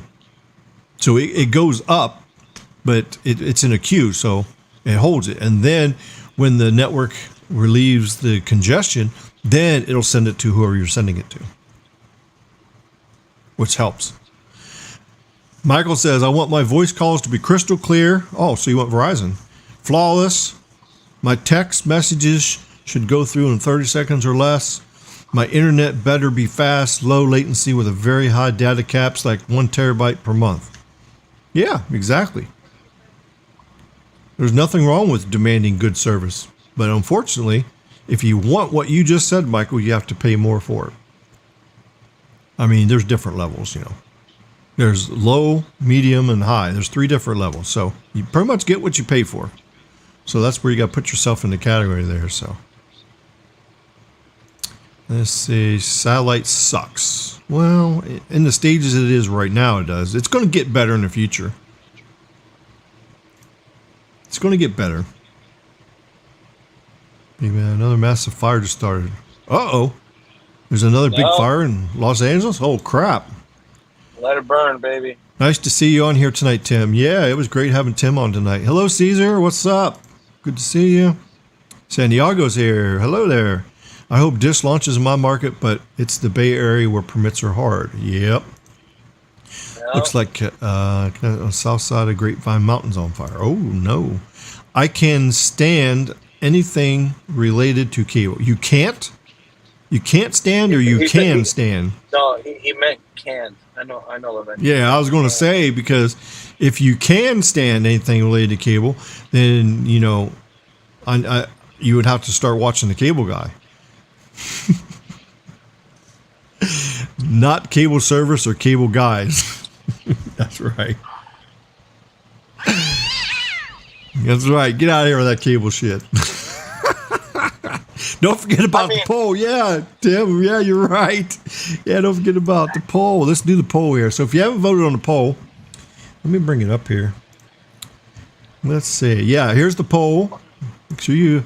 Will laying off Sprint engineers at T-Mobile cause slow network growth and reduce quality? Yeah, I was trying to wait till the end of our presentation, but Zero Cool got an important phone call, so he wasn't able to come in here. So yeah, I hoping we could talk about it first, and then that would help everybody's decision. But 56% of you say yes, 44% says no. Now, I think 44% of you out there would change your mind after you hear me and Caleb talk about this presentation we had lined up for you guys. But since he's not here yet, we can't do it. So, 59 votes. Wow, that's a lot of votes. I got 22 people in here. I see the troll hasn't bought me views tonight. Wow, that's a shocker. There, I closed out the poll. Okay, so we're done with the poll. But I mean... I think the reason why it is going to affect the network build is because, like, Sprint, like the Sprint engineers, they had a pedigree with the massive MIMO and the band 41. Like, they were experts at it. That's all they lived and breathed was 41. So they know, like, how to beat the characteristics, the interference issues. They know how to work around all that shit. Yeah. Maybe some of the T-Mobile employees piggybacked off some of the shit. But you're never going to be able to replicate it like that Sprint engineer could, because they had that pedigree for that band. So that's right. For sure. Okay, let's make another poll up here. Let's see. Here, I got a really good question. Here you go.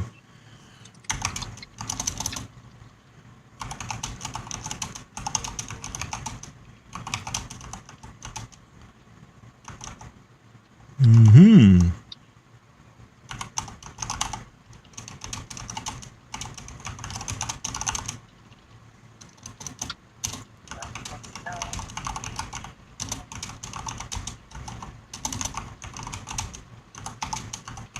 Oh, this is gonna be good. You're gonna love this one here. That's right. Here we go. Well, what are you about? New poll question. Here we go. Now that we know how bad management is at T-Mobile, with them firing everybody, not upgrading the shit like they should, and doing all their promises they said, do you think they should be bought out? New poll question. There we go.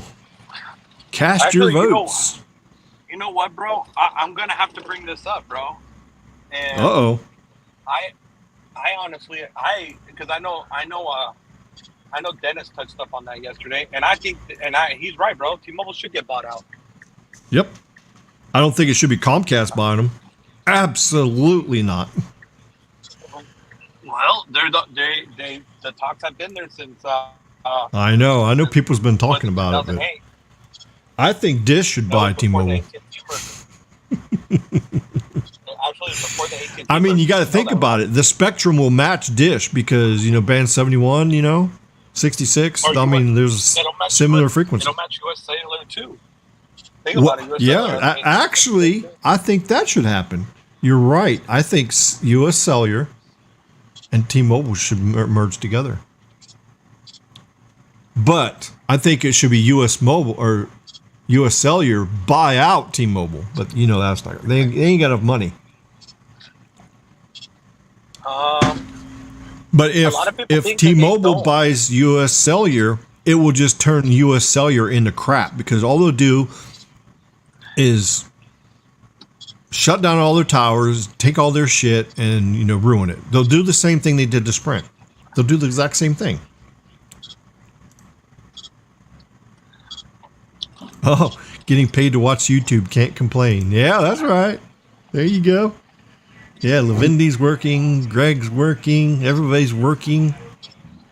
If Elon Musk was as smart as he thinks he is, he would fix the Colorado River, fix the lakes, fix the dam, fix our electricity grid before replacing gas and cars with trucks. Well, here's the thing about Elon, okay?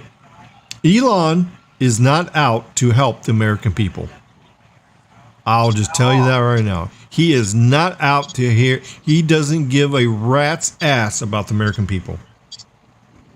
He doesn't care about us. All he cares about is making money and being buddies with the government. So he's helping the government majorly do their mission. And I'm going to stop right there because if I keep talking, this is going to get shut down. Oh yeah. Oh yeah. So we're not going to get this. So You know what, bro? that's all I got to say about that. You know what? Forrest Gump is just not. What? I'm gonna make a politics channel, dude, and I'm gonna do politics. Yeah, we need to do that so we can just go in there and just cut up and just let them take our shit down. Who cares? Exactly. We wouldn't give a damn. Yeah, because you're live, and if they cut you down, you're just making it. Well, eventually they'll just ban your whole channel. But that's crazy because they would ban that, but they wouldn't ban Pinocchio. We're They want to ban politics channels. Thank you, We're gonna Daddy. call it politics extremists.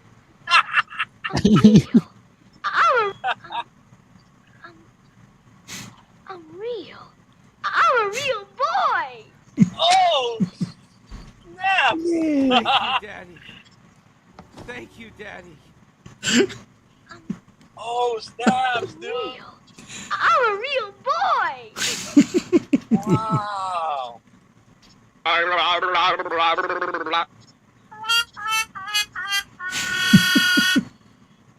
Oh, was that really Yeah. really no? Wow. Yeah, that's right. Yeah, Speed Test Kitty was not happy. Oh, no.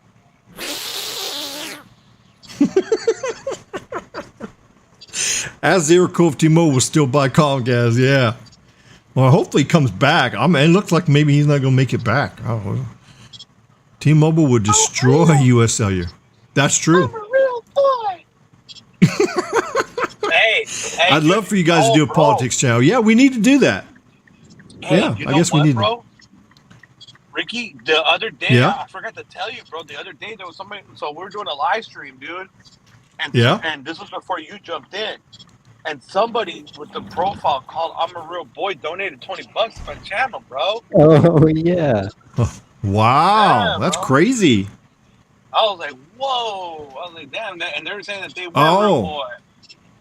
MS says you two should jump on Rumble for something like that. That way we can't get banned. Because YouTube would ban this shit, For sure. Oh yeah, bro. YouTube will take it down. Like they'll take it down faster than the sniper took down Bin Laden. Oh, look at that. Isn't that crazy? Look at that.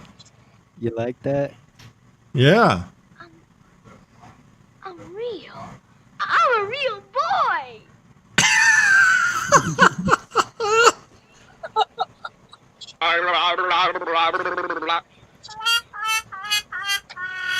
The quick little make in Photoshop right there. That's a good Photoshop right there. Yeah, that's good. I like that. I take it. Yeah. Let's go, Brandon. Let's go, Brandon. Let's go, Brandon. I'm a real boy. Oh boy. Man.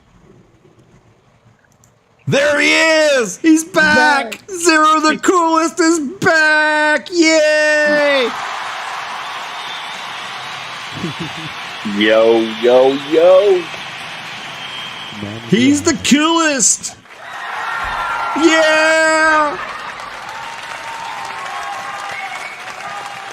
All right. So we ready for this now? Oh my God, I haven't had that much applause since I joined T-Mobile. Oh my God. Oh damn! That's crazy! feeling like Oh you're a shit! You radio didn't even DJ start the here. list I'm a yet. real boy. No, he's waiting on you. I can't do this list by myself. Oh God, it's been like 2 hours. Okay, all right. I We'll go through. know. Okay, let's go. All right, so top 10 failures for T-Mobile Network after the Sprint engineer layoffs in 2022. Here we go. All right, here we go. So upgrades. How's that going to affect everything here, Caleb?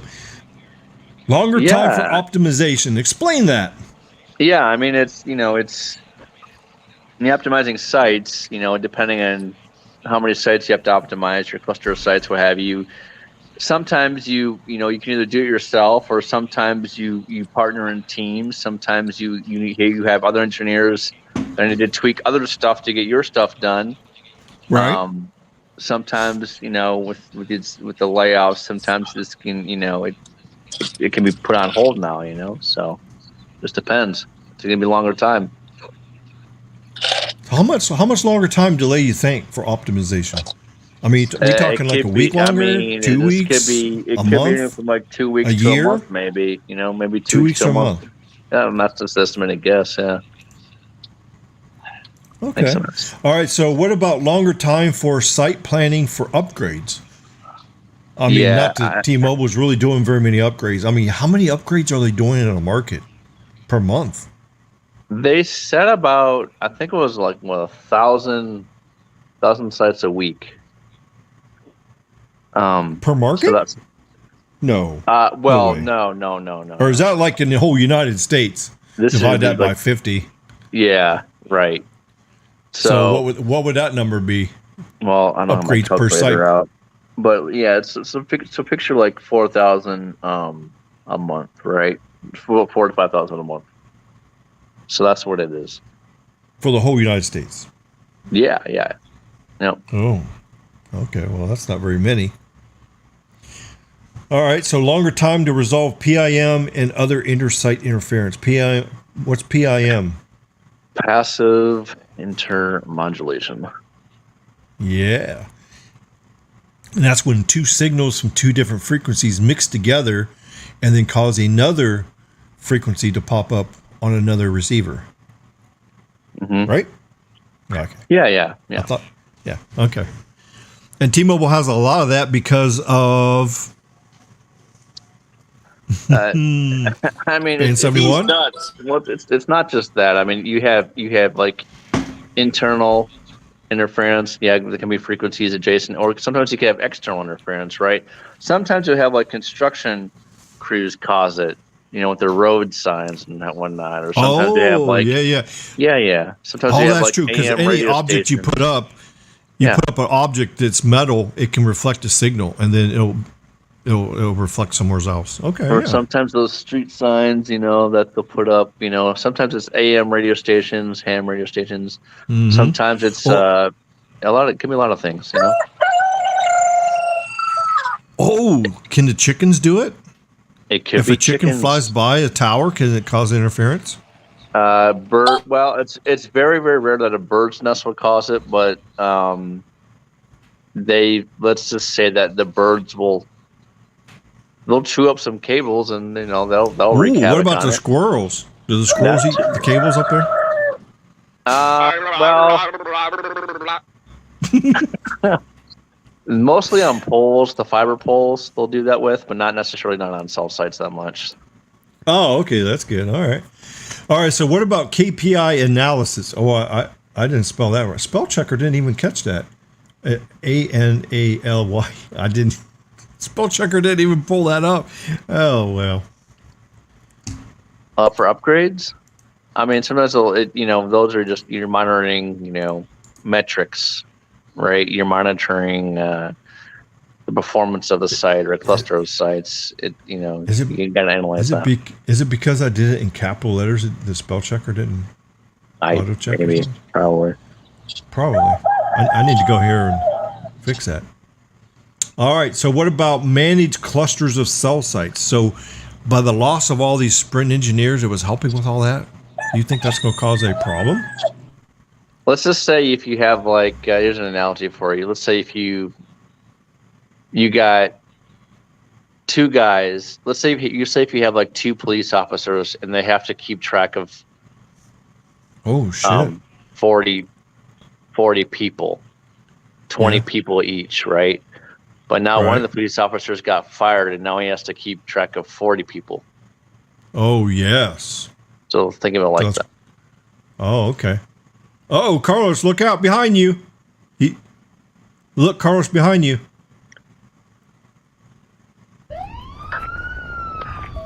Oh, shit, Carlos. You're in trouble. Uh-oh, Carlos is getting pulled over.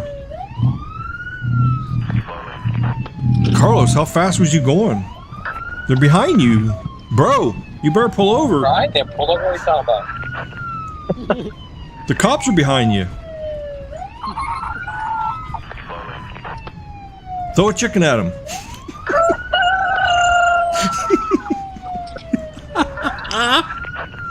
Are you going to pull over? Uh-oh. Carlos is fleeing and looting. Oh, no.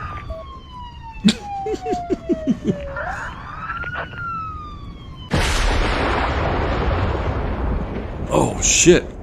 Did he crash? I guess.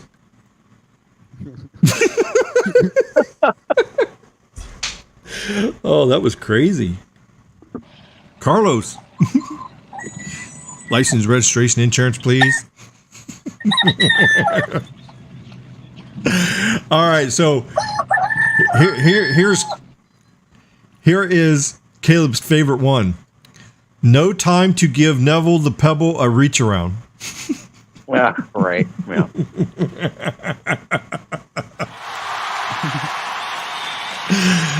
That's right. Neville is gonna be mad. Oh, that's just terrible. That's horrible. All right, so another thing about upgrades is there's going to be a delay in band. Oh, I butchered that one up. Bandwidth. Delay in bandwidth. Hey, can I have a bandwidth, please?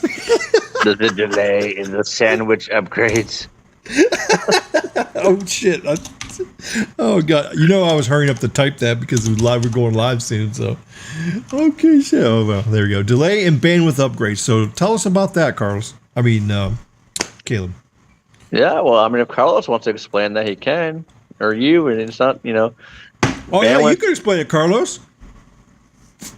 If you don't have people that's network engineers, how are you going to do bandwidth upgrades, right? How important is it to have enough engineers to do the job? So T-Mobile is going to suffer with upgrades, right? It's very important because when you're short-handed, you're gonna be like me out here at damn 8 o'clock at night, still trying to figure stuff out what to do. And then you're still working? Well, yeah, bro, almost done. Damn. But I'm telling you, having a team, an actual team, and being able to communicate and all that, it's all important, bro. And everybody that's on the same page. It sucks to have a new team member. Let's say, if they do hire a new team member, it sucks that they don't know jack shit, and then you got to sit here and hope that you can catch them on you know, and hope Oh, that yeah, they yeah. learn fast enough. Because, you know, That's like, they're true. used to working with different frequencies, you know? Not every, remember, like, there's a lot of people that work years in industry and they're used to working with those certain frequencies. And then when you throw them in the wild, different types of frequencies on top of that and different technologies, it's different, you know? Like how Sprint with massive MIMO, dude, like, that's a whole different animal, bro. They're the ones that created that technology. John Saw, if it wasn't for him, nobody would be even talking about massive MIMO today. To this day. Yeah, well, true. He's the one that created the TDD on 2.5. Yeah. Exactly. And they're the yeah. expert. And you can think about a Sprint engineer is more of an expert in TDD and in massive MIMO than any engineer, period, bro. That's right. That's what they were working on that shit. That was like they're breathing it, smelling it, bro, tasting it. You know, that was their pedigree. Wow. I hope they didn't taste that. Oh, jeez. Yeah, think about that, bro. Like, I mean, I don't know, Caleb. I mean, you work more with that frequency. Like, it would be easier for you to work on it versus a person like me, right? That don't know nothing about that massive MIMO yet. Well, yeah. I mean, it would be absolutely. It's the same thing. It's like asking like asking me to take apart a car engine. You know, I don't know how to do that, right? But you do. So yeah. Yeah, it's just like if you ask me how to play a skin flute. No, you need to go to Pinocchio and ask him that. Oh shit.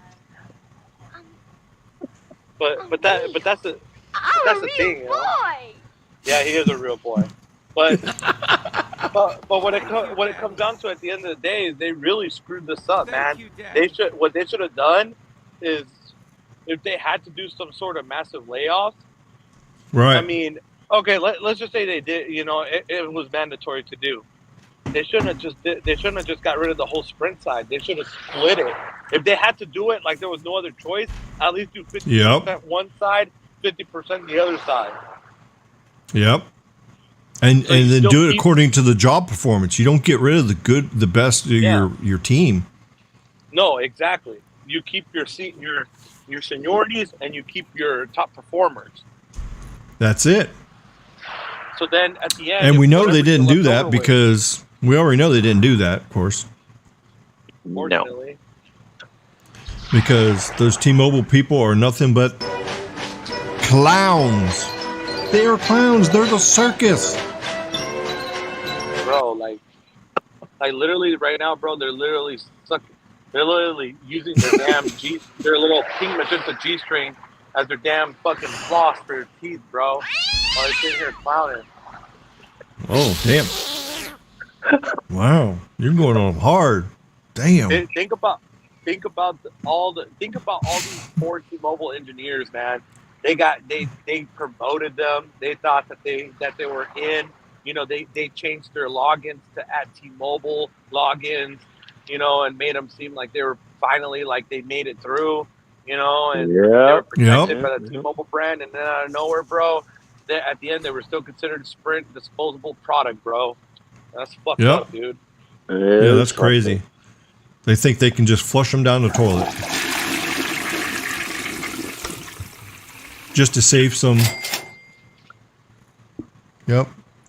But at the end, they're not saving money because think about it, they're gonna have to hire outside firm sources in order to fix this fucking mess, bro. Because at the end of the day, not only that, right but all the stuff we're talking about here right now, all the stuff we're talking about is going to hurt the network. So you're going to have more people calling in and complaining. You're going to have more churn. People are going to leave. When shit starts getting bad like this, they're just going to leave. They're going to say, oh, this shit doesn't work, and they're going to leave. I predicted a lot of churn. What do you guys think? You think there's a lot of churn coming up for T-Mobile? It's hard to say.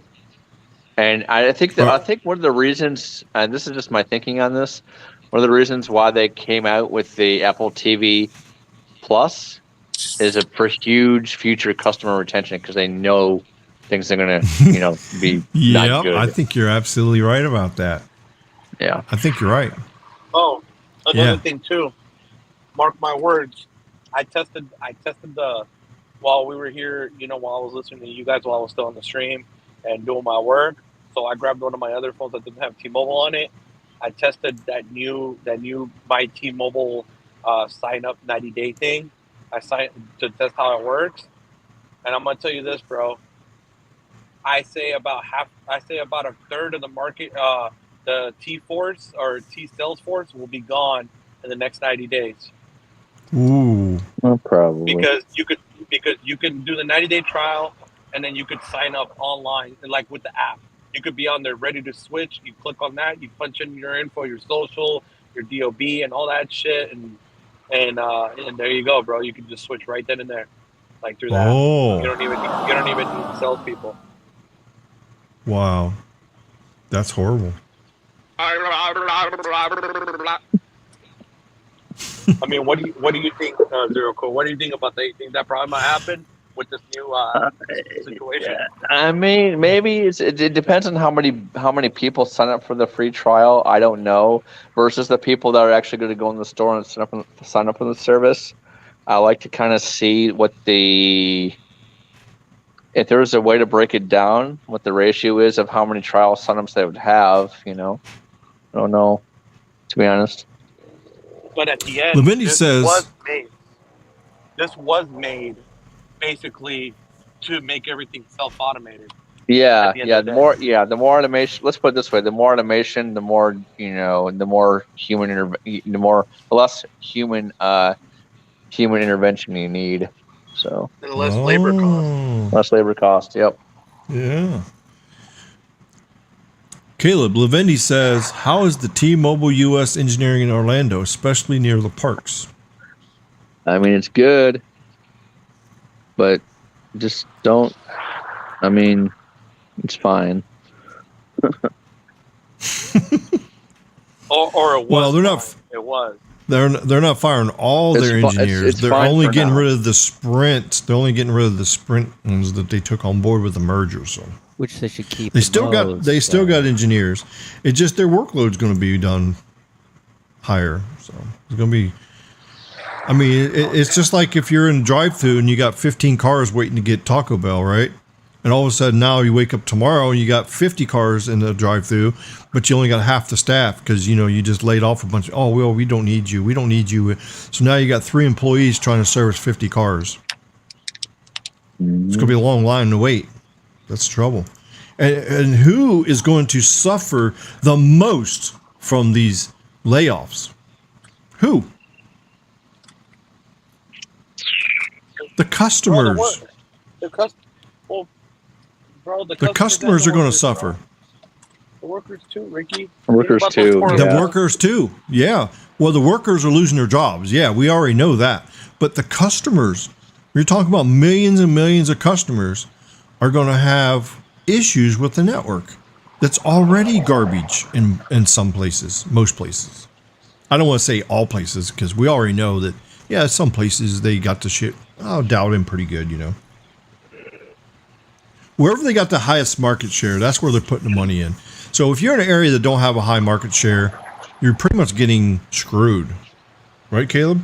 I mean, it's to be honest, it's a give and take game. Oh, really? So yeah, what I mean by that is you really have to. It's like throwing a dart at the dartboard. Well, I mean, what I mean by that is you really have to take a look at cell site density versus the population. How many people are there? Is the population going to grow? In the next 5 or 10 years? Is capacity going to be used up? How's it going to look? Right. So what do you think about this next category? We got new site builds. What's the issues we're going to have with less engineers? Are we going to have longer time applying for permits to get a new site built? that can happen. And all this stuff on the list can happen. Longer time for pre-plan spectrum and site surveys? Because engineers do that. Yeah. What about longer time for capacity planning and analysis? Yeah, everything's going to take longer. Pretty much, especially the planning aspect of it. where towers go. So so if they want to add carrier aggregation with this new N41 frequencies they just got from the auction, is it going to take a lot longer now to deploy all that shit so your shit will work? Yeah, I would say so. It takes time for candidate sites to be added, takes time for carrier aggregation, takes time for all this stuff. It takes time. Oh my God, this is bad news, man. It's bad news. Yeah, this is depressing. This is just so. Imagine you're in like a high class restaurant, right? And you had a lot of good staff making great food. You got a lot of good waitresses serving customers. Let's say you cut half of the cooks and you cut half of the waitresses. That means you're not serving the customers and you're giving them less quality food. Oh shit. Think about it like that. That's so basically what you're saying is the T-Mobile customers are going to start getting what they pay for.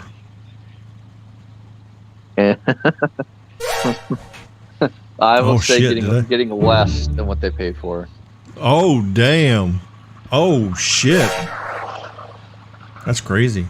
What about longer time for equipment approvals? So let's say like they got N41 that's going to go on this tower site, but before they buy the equipment and have it sent out there and get a tower crew to go install it, what's the engineer got to do? They got to do all this stuff, right? They got to do all this stuff. The planning, the RF planning, what equipment's going to go on there, why it's going to go on there, what future equipment needs to be added, right? Down the road. Supply issues, it's a lot. This is great. This is depressing.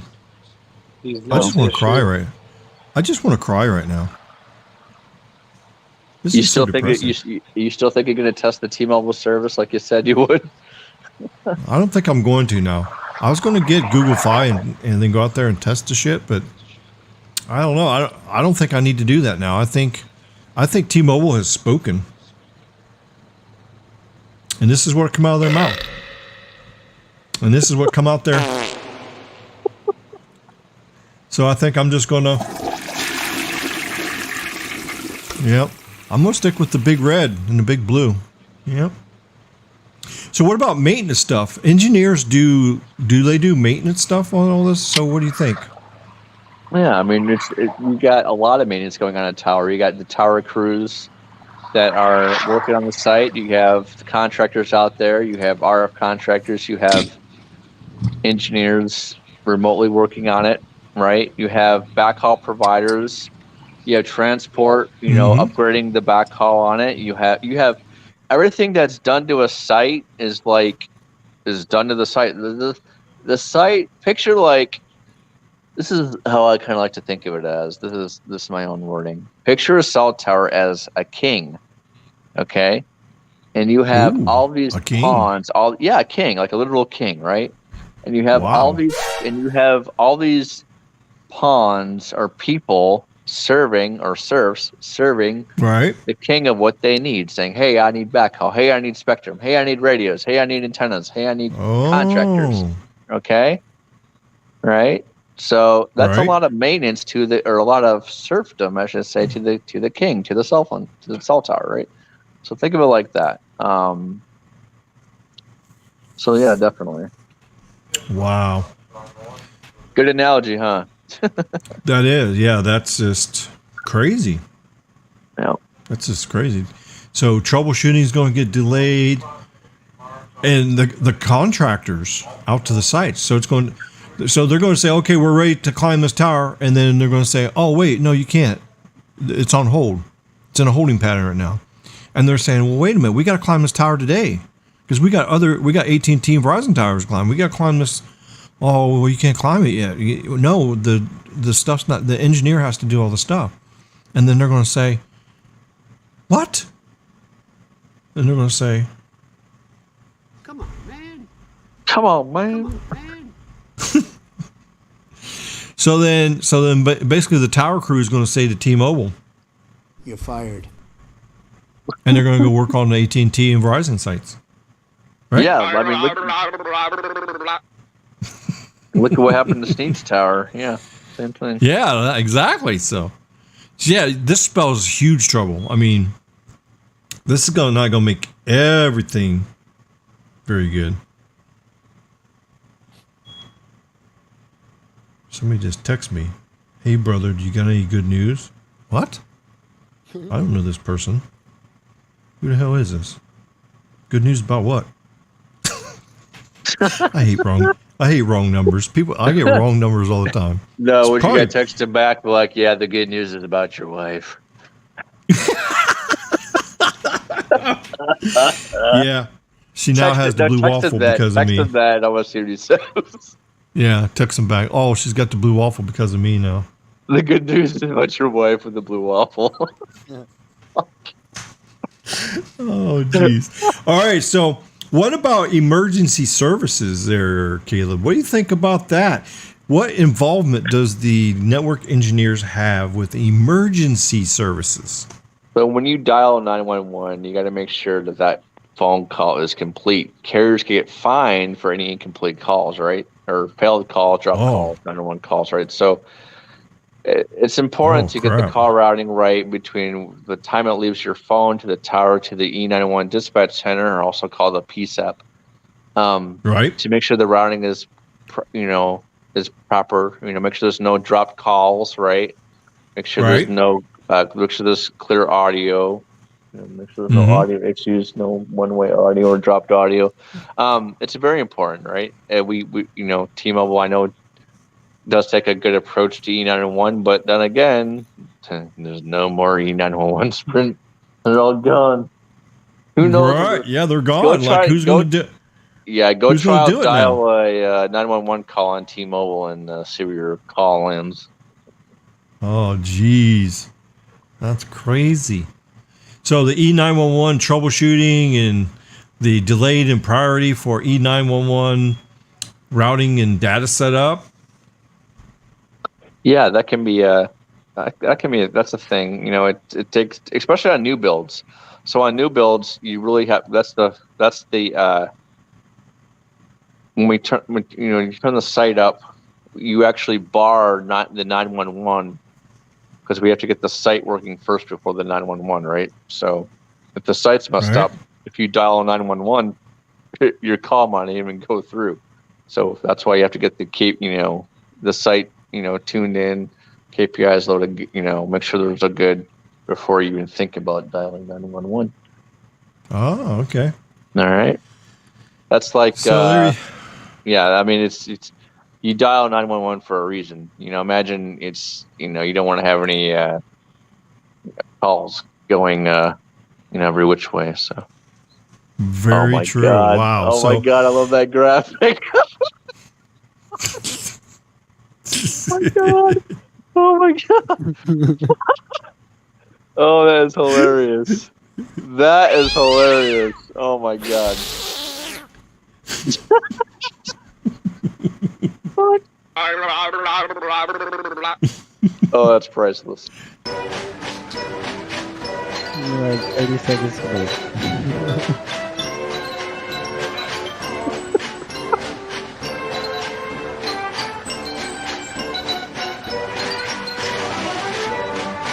There you go.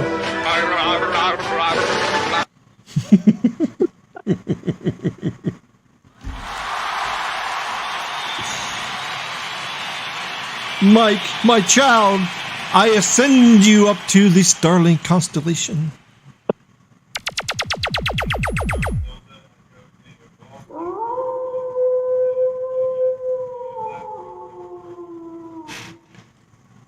And Elon holds Mike up to the air to ascend him to the Starlink satellites. All of a sudden,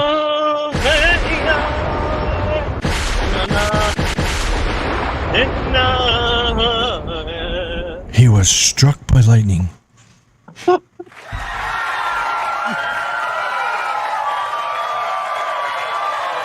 we go.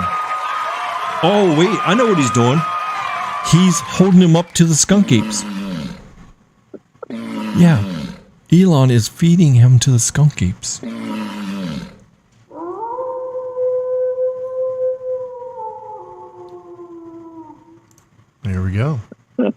Michael says customers will leave AT&T and Verizon. Leave to AT&T and Verizon when T-Mobile network starts to fail from lack of maintenance and infrastructure. So, where you guys all agree with that? You think that's true? What do you think, Gare Weasel?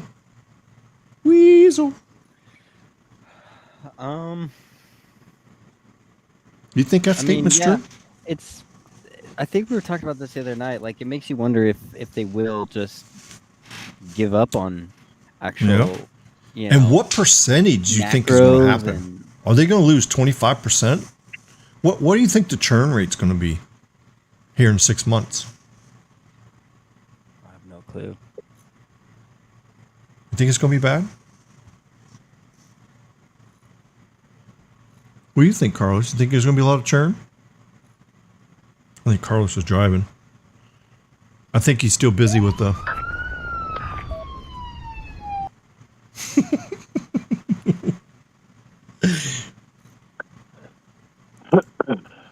T-Mobile's stupidity failures is more gains for Verizon AT&T.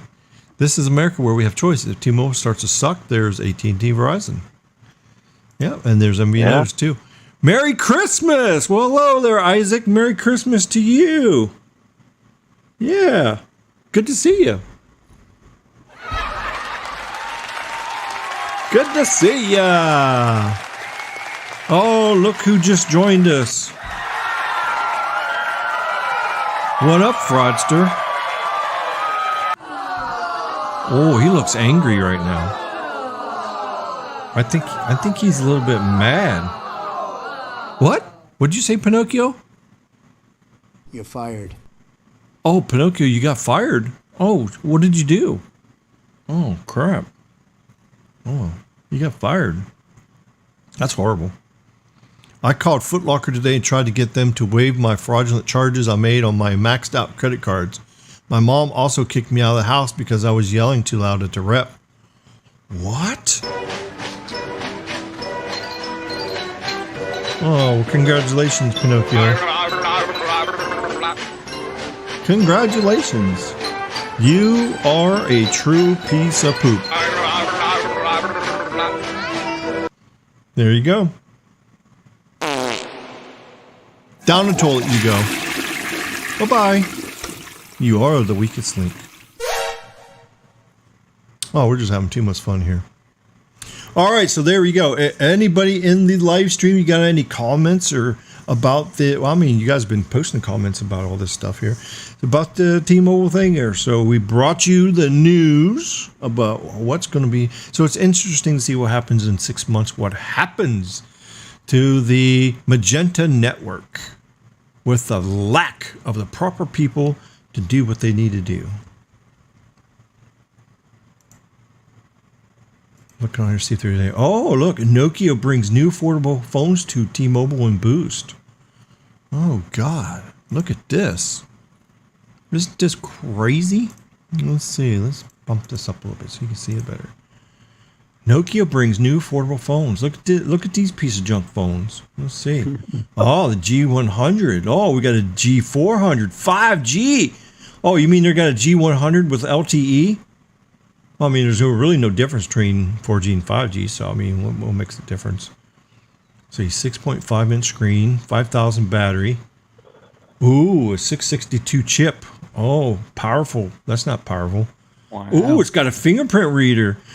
Ooh, look at that. Wow. Isn't that amazing? 3 gigs of RAM, 32 of storage? Who has 32 storage in a phone? No. I mean, I have 150. It's like being used right now, so I couldn't even fire that phone up, you know.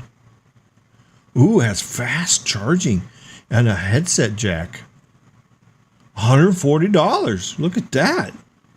Oh, what's up? What's up, bro? I'm so sorry. I heard you saying so. I'm just right now.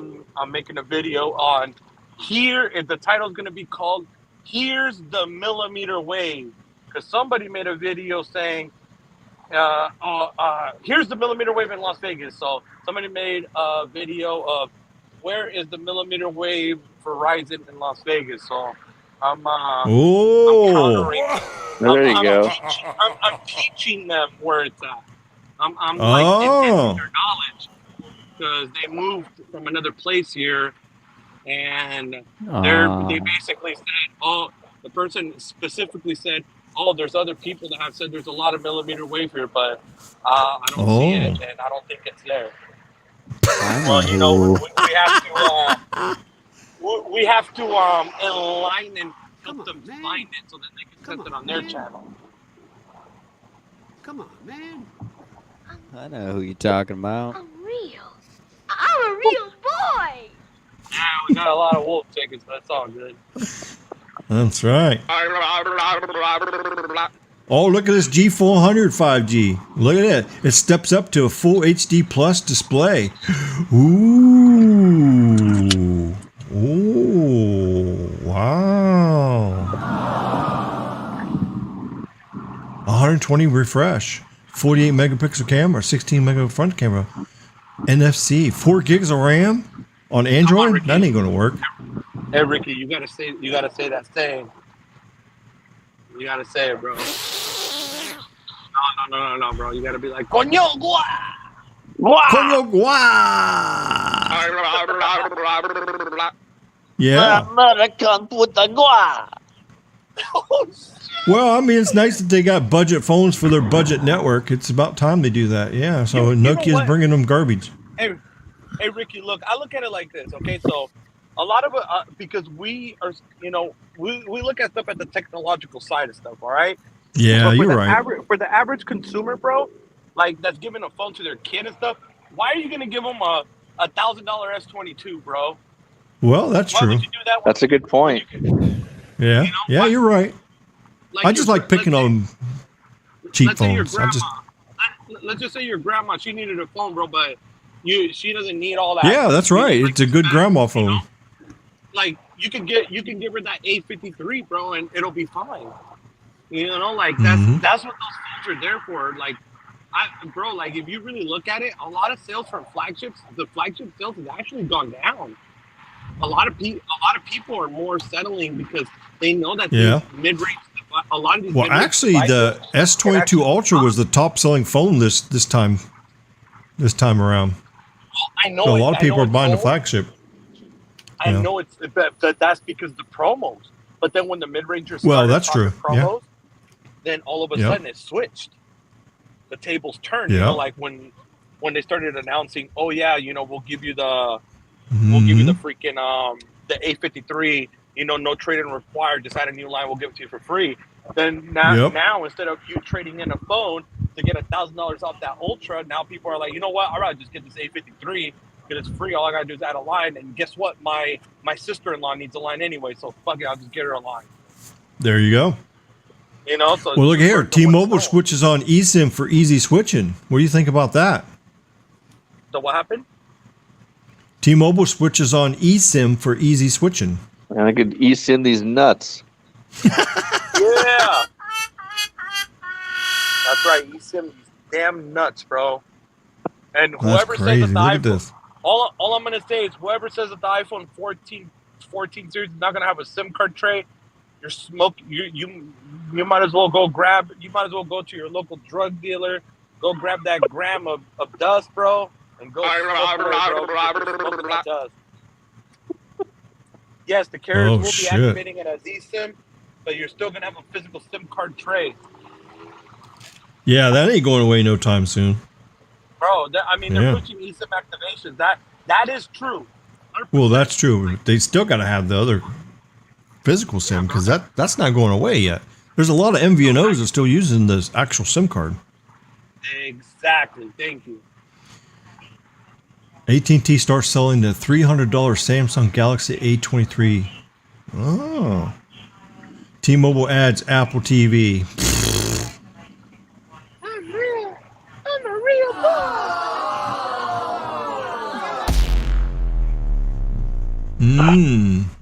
What other good news we got here? Let's see what else we got. Xfinity Mobile improves its family plan discounts. Oh yeah, Michael was telling us about that. Yeah. AT&T offers new Moto Edge for $180. Oh my God! All these budget phones. Wow. Look at this. This, bro. I'm not gonna poo-poo those like the spectrums of the world and stuff. You know that uses they use that offer mobile service, because at the end we're getting top tier Verizon service on the low. You know. Yep. That's Oh, how you yeah. gotta Android look 13 exits beta. It's available for Pixel devices today. That's right. It'll be coming to the other phones next month. So I should get the final version of Android 13 like next month on my phone. October 17th. Yep. There you go. You have to look at this like this, God. Ricky. Blue gets into US Hear me? 5G. Get out of here with that garbage. If you Hey, buy Ricky, a blue can you hear me, or phone, am I you are breaking up? in for... No, we hear you, I hear Lowe's. Go ahead, man. Yeah. Here, go. So I look at it like this, Ricky. So a lot, like we poo those spectrums of the world and the Xfinity modems Right, of the world. yeah. But guess what, Yeah, bro? we Like, are kind of if hard you need on them. Verizon coverage, Yeah, you're right. bro, and you need Verizon coverage, but you can't afford to pay Verizon pricing, bro. You're getting still That's top. right. You're still getting get more access for the low. You know, Yep, that's true. that's how I look at it. Yep. Because I've been Uh-oh. testing it, bro. I'm about to get Cox Mobile and test it too. Uh-oh. Pinocchio says, I also lost my job at McDonald's as I want to be security guard. They said my license was not legit. Oh shit! No guard. That's horrible. That's horrible, dude. That sucks. I'll pretend I'm so I sorry. didn't hear that. Oh, crap. I'm so sorry. Oh. The RAM seems low and the storage a bit weak, but there are folks who need these. Yeah, that's true. iPhone 14 won't have cameras or charging ports, as well as not having SIM card slot. All of them are separate add-ons. What? What? Huh? The what? They'll have camera. What? Cricket still mainly uses eSIM and they're owned by AT&T and their iPhone network, so no SIM tray isn't going away yet. I paid off the rest of my device payments in one lump sum payment. I am not buying any more phones for a while. I am making adjustments to my budget as I expect my rent payments to be increased. Oh, yeah. It's going up. The iPhone 14 going to have a 3.5-inch screen like the good old days. Barbie phone size. Yeah, we know, Greg. That was a joke. Yeah, that was a joke. Yeah, we know. I meant regular size. Oh. All right. Do we have a poll question still up here? Let's You know see. what, Ricky? Oh, yeah, we got need to another do a poll question. hashtag. Well, of course we need to do We need to do a hashtags, hashtag, always. Ricky. All right, we got It's 23 votes on hashtag here. F to Now the that we A to know the B. how bad management is at AT&T Mobile, do you think they should be bought out? So let's Yes. close this poll.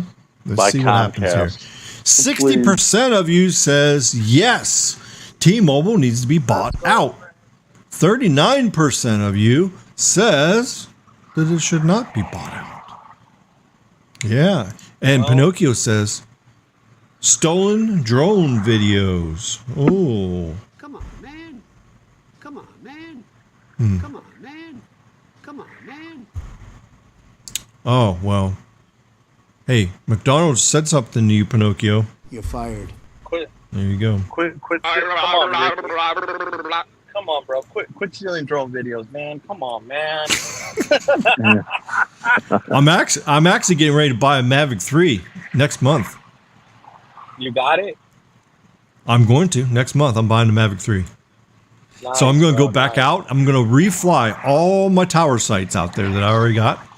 And I'm going to film them in 4K 50. Yep. 4K 50, baby. Did you 4K, 4K 60?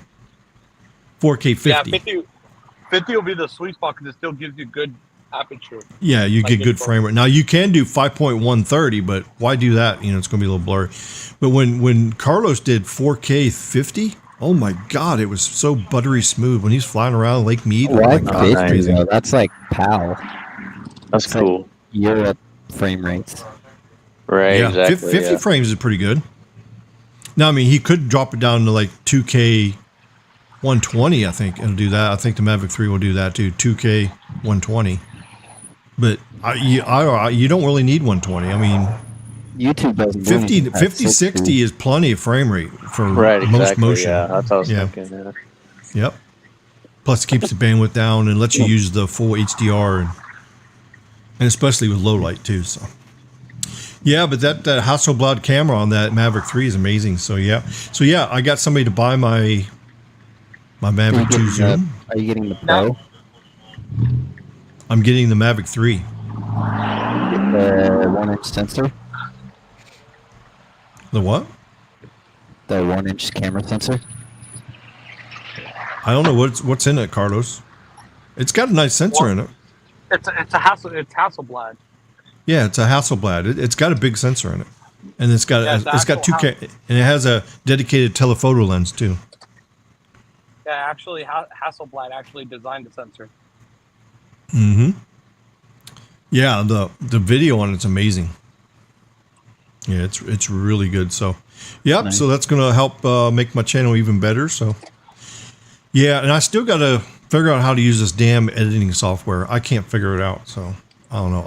I'm gonna watch Ricky, tonight. I'm gonna watch some YouTube videos on this editing software and learn it. I have to watch somebody else do it and show me step by step because there's just buttons everywhere. I just can't figure it out. I got DaVinci Resolve, and I need to take like 8 drone videos that's in 2K 60. I'm really good with DaVinci. I use that personally, so. Oh, you do? Just hit me Okay. up if you need some help. Yeah, this weekend I wanted to do it last weekend, but because I need to make one video. I need to make one video that has like 10 to 15 seconds of all my tower shots, all my drones. Yeah. And then, blend it into one with the music and everything. So, and do some like fancy fading and stuff like that. Yeah, that'll be easy. Is that Speed Test Kitty? I think I hear Speed Test Kitty. You got Speed Test Kitty with you on the road? Yeah, bro. Holy shit. Uh-oh. Speed Test Kitty just saw a T-Mobile tower. Oh, that's crazy. Oh, no. Look, Speed Test Kitty, there's a T-Mobile tower. He's gonna bite you, Ricky. No, I won't stop him. Oh, no. That's crazy. Like I said, Ricky, I ain't gonna stop that kitty, bro. He's gonna get you. Oh, no.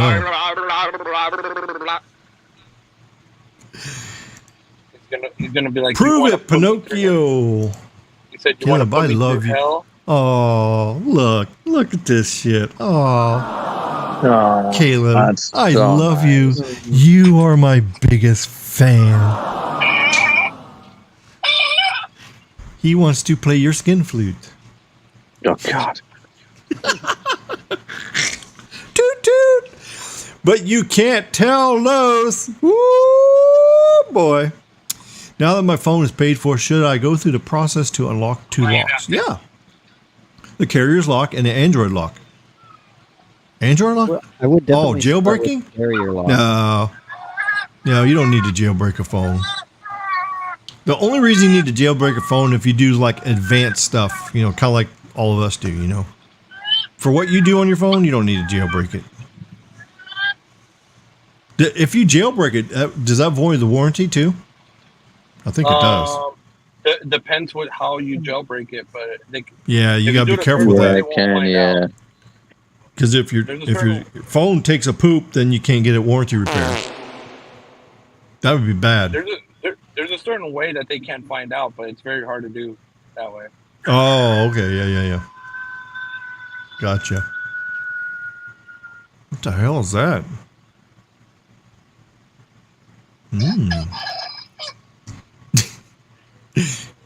Man, you're just having all kinds of fun over there.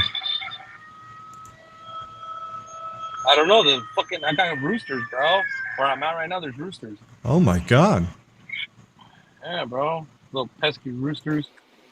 Carlos, you're crazy. I think they're about to do a cockfight. Oh no, that's not good. That's not good, bro. Once they cockfight, it's over. It's over. Tennessee massacre. A lot of blood. Oh boy. I can't believe all the sounds on this soundboard. I mean, there's so many things on here. Oh yeah, we got all of our animals. So we got the buffalo, a seal, a whale, a pig, a mouse, a hyena, a goose, cow, hawk, crow, owl, frog, dolphin, gator, bats, snakes, rhino,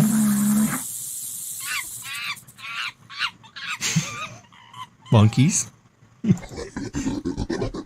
gorillas, tigers, oh my, bears. Whoa, got a big old elephant. Rawr. Lions. That's crazy. Oh yeah. Game over. All right. Time to turn this show into a dance party. We're going to turn this into a dance party. You ready? 1, 2, 3, 4.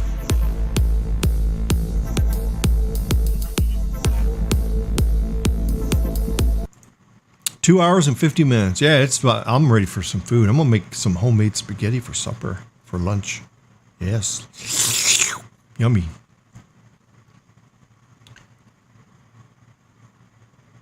So what do you think about that? Sounds good, bro. Sounds like you guys are all falling asleep on me here. Yeah, it sounds like everybody's falling asleep. It's like 12:30. Of course, I just woke up. I just woke up at like 7 o'clock. Because I worked last night. I stay up on my nights off. Yeah. Okay, let's see what else we got here. I get mad when you guys make troll accounts of me and rant on for hours, but it's okay for me to make troll accounts of all you fraudsters. Yeah. That's right. What do you think about Samsung and iPhone watches? I mean, I got to watch 4. I like watch 4. It's a good watch. I don't do Apple. No Apple for me. What do you think, Caleb? You like? Do you have a watch? I'm not really a smartphone watch guy. I just like the traditional watches that, just the normal, straight up, analog watches. I do like the Citizen watches that the satellite GPS based watches, not the Ecolite watches that they have. So that's kind of that's the watches that I'm into. Yeah. So that's right. What do you think, Carlos? You don't even wear a watch, do you? You have an Apple Watch or Cal? Well, I wear my Apple Watch, bro. But I'm gonna tell you this, Ricky. So when it comes to these smartwatches, bro, and I was talking actually to No Radio about this yesterday on the Google Meet, and in reality, bro, he's like the same as me, bro. We forget our watch at least 80% of the time, bro, because you got to charge these damn watches so much, bro. Like, right? I've had the Galaxy One. Charge them so much? Yeah, cause it got cellular. No, I don't have to charge mine very much. Bro, that's bro. Then because you don't got yours connected to cellular. That's the difference. We have our. Oh yeah. I don't use cellular on mine. When you have the cellular version and you have. I have Wi-Fi and cellular turned off. Yep. Well, then there you go. That's the reason why, bro. So yeah, where you actually I can get a whole 11-hour shift on my watch because when I get off work, I take the watch off, put on the charger, And then when I go to sleep, I put it back on my wrist because it does your sleep while you're sleeping. And then when I wake up, I take it off and put it on the charger. I'll top it off. And then like now, I got it back on for all night long. So I charge it twice a day between when I wake up and, yep. But now you see what I'm talking about, bro? Like the battery tech. Yeah. Look how many times I got you. charge in the day. Like Now the it's Watch not worth 5 is supposed to be even better. It's got a bigger battery and a faster charger on it. So supposedly. Dude, I got Oh, it, you got bro. the Watch 5? Bro, it only lasts like an hour and a half more than the 4, bro. It only lasts an hour and a half. Oh, damn. And with connected with cellular, everything, yeah, bro. These smart watches, bro. If you're using them for what they're intended for, you're going to see the battery. You know, like if you're just using them like airplane moded and all that, then yeah, they'll last longer. But when a lot of people get these watches, bro, they're getting them to actually like, you know, hook them up to a cell plan. If they forget their phone in the car, you know, they can answer still with the Bluetooth headset, you know, with their earbuds or whatever. Yep. So, like, that's the thing, bro. The battery tech is not there yet for these watches. And these watches are all we got to wait till we get the new lithium polymer EV batteries. Once those come out, then things is going to be all right. Yeah. Because then you're going to get a whole week of battery life.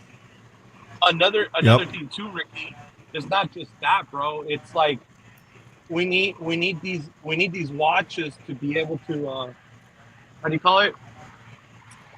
What was the word? We need them to be innovative, bro. They're all the same BS right now. Oh, innovated. We need them to be able to tell us when there's a skunk ape nearby. Well, not that, bro, but okay, so perfect example. You know, by far, and I don't know, most of you guys probably might agree with me on this, but the first generation Galaxy Watch was the best watch ever. That was the innovation of true. With the camera on the wristband and everything, bro. The Galaxy Gear, yes. Yeah, I had the Galaxy Gear with my Note 4. I still have mine. Yeah, that was a good watch. Was the best watch ever, bro. The best. Yeah, I agree with that. Battery life was not that bad, actually. It was actually pretty good, bro. And for having a camera, bro, it lasted a little longer than the watches we have now in battery. Like, that's not bad. Yeah, not bad at all.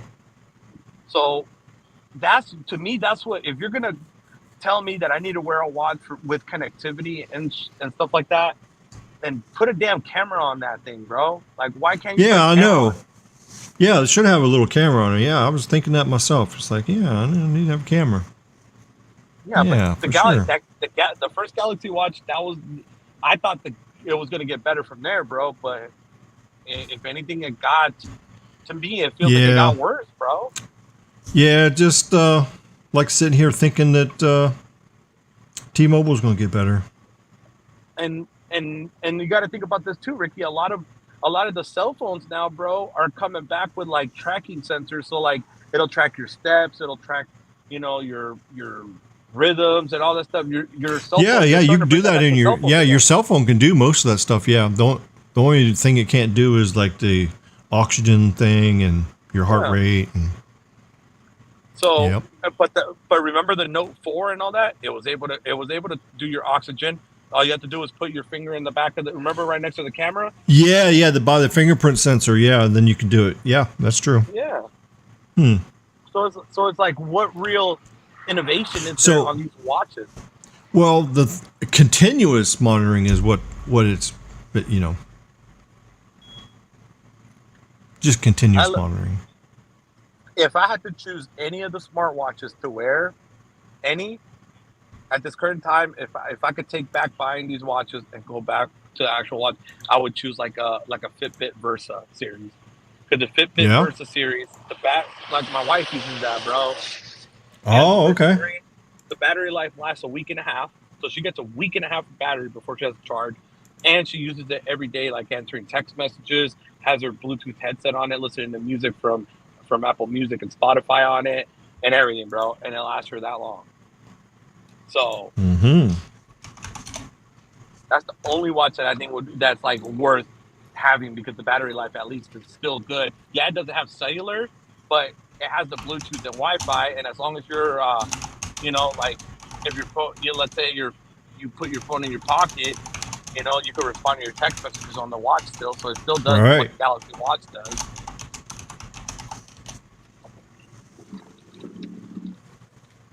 Mm-hmm. Yeah, yes. All right. Nobody's got any more questions in the comments here.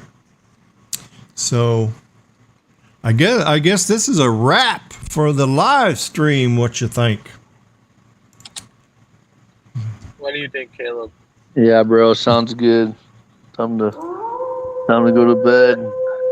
It's a cock-a-doodle-doo and any It's a cock-a-doo. cock-a-doodle fucking do.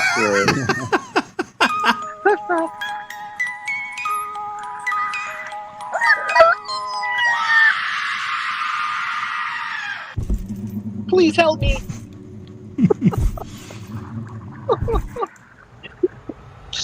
All right, bro. I'm gonna get going myself.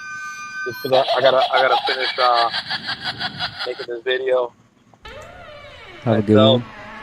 All right, later, Liz. But you know how we do it. Yeah, we gotta do these hashtags. That's right. Thank you for tuning into this week's live stream. We appreciate That's you guys. right.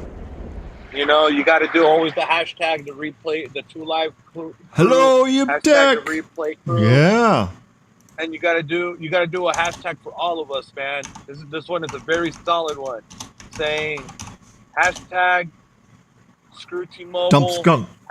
Dunk skunk. Hashtag FJB. We need an FJB hashtag in there, of course. And hashtag 45 for 2012, baby. You know what they saying, Damn. There you go. Oh yeah, there you go. And no more thongs. Perfect. Yeah, that one too there. Beautiful. Man, you're the best, bro. Yeah. Hashtag dump T-Mobile dump skunk. Here's a good hashtag one. nuts. Say no to fake 5G. Saying, oh, there you go. That was perfect too. There you go.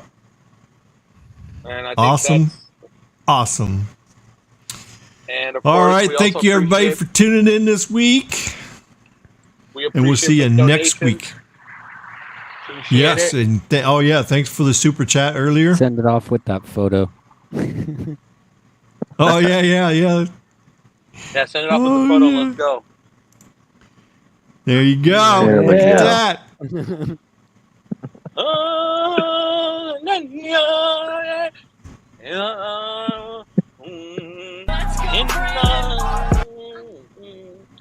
You gotta do the Lion King song. I'm a real boy.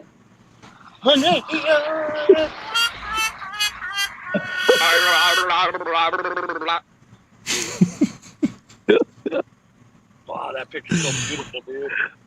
That's right. Speed test Kitty doesn't like it, though. No, Nope, he doesn't approves like of it. That picture. No, he approves of that picture. All right. And I think we're out, bro. Or at least I'm out. That's it. Yeah. Later, Ricky. All right. Thanks, guys. See you, Everybody, Liz. good night. Thanks, Weasel. Good to see you guys. Yeah. Looky there. Woo. Glad you guys like the show. We'll see you next Wednesday, next week for the next weekly live stream. What's going on, brother? See How are ya. See you. you? No, I'm just saying. Everybody say deuces or whatever you guys say. I don't say that crap, but yeah, okay. Deuces. Yeah. And don't forget about the there you go. All right, enjoy the drone videos, and we'll see you guys next week. See ya. I'm a real boy.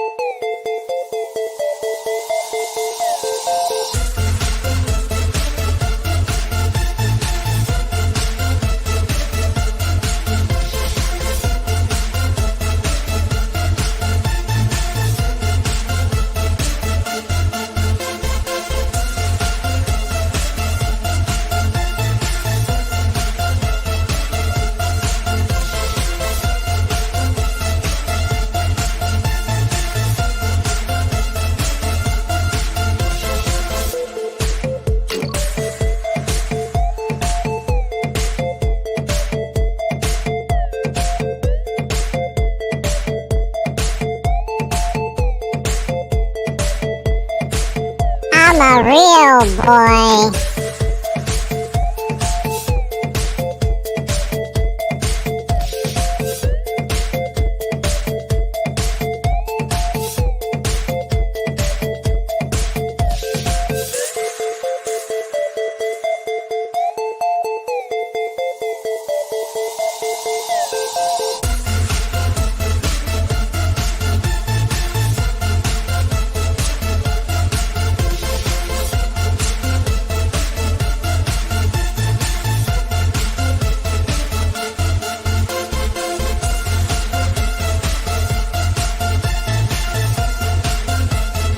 Look at that T-Mobile tower. Ooh, wow.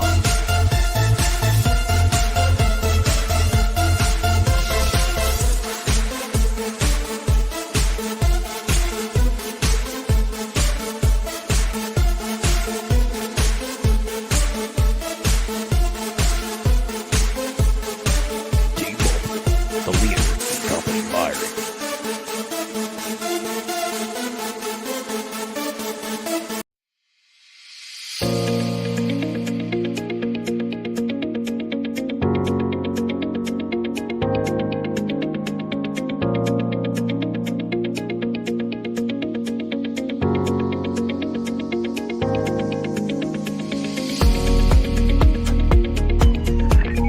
Look out, Carlos.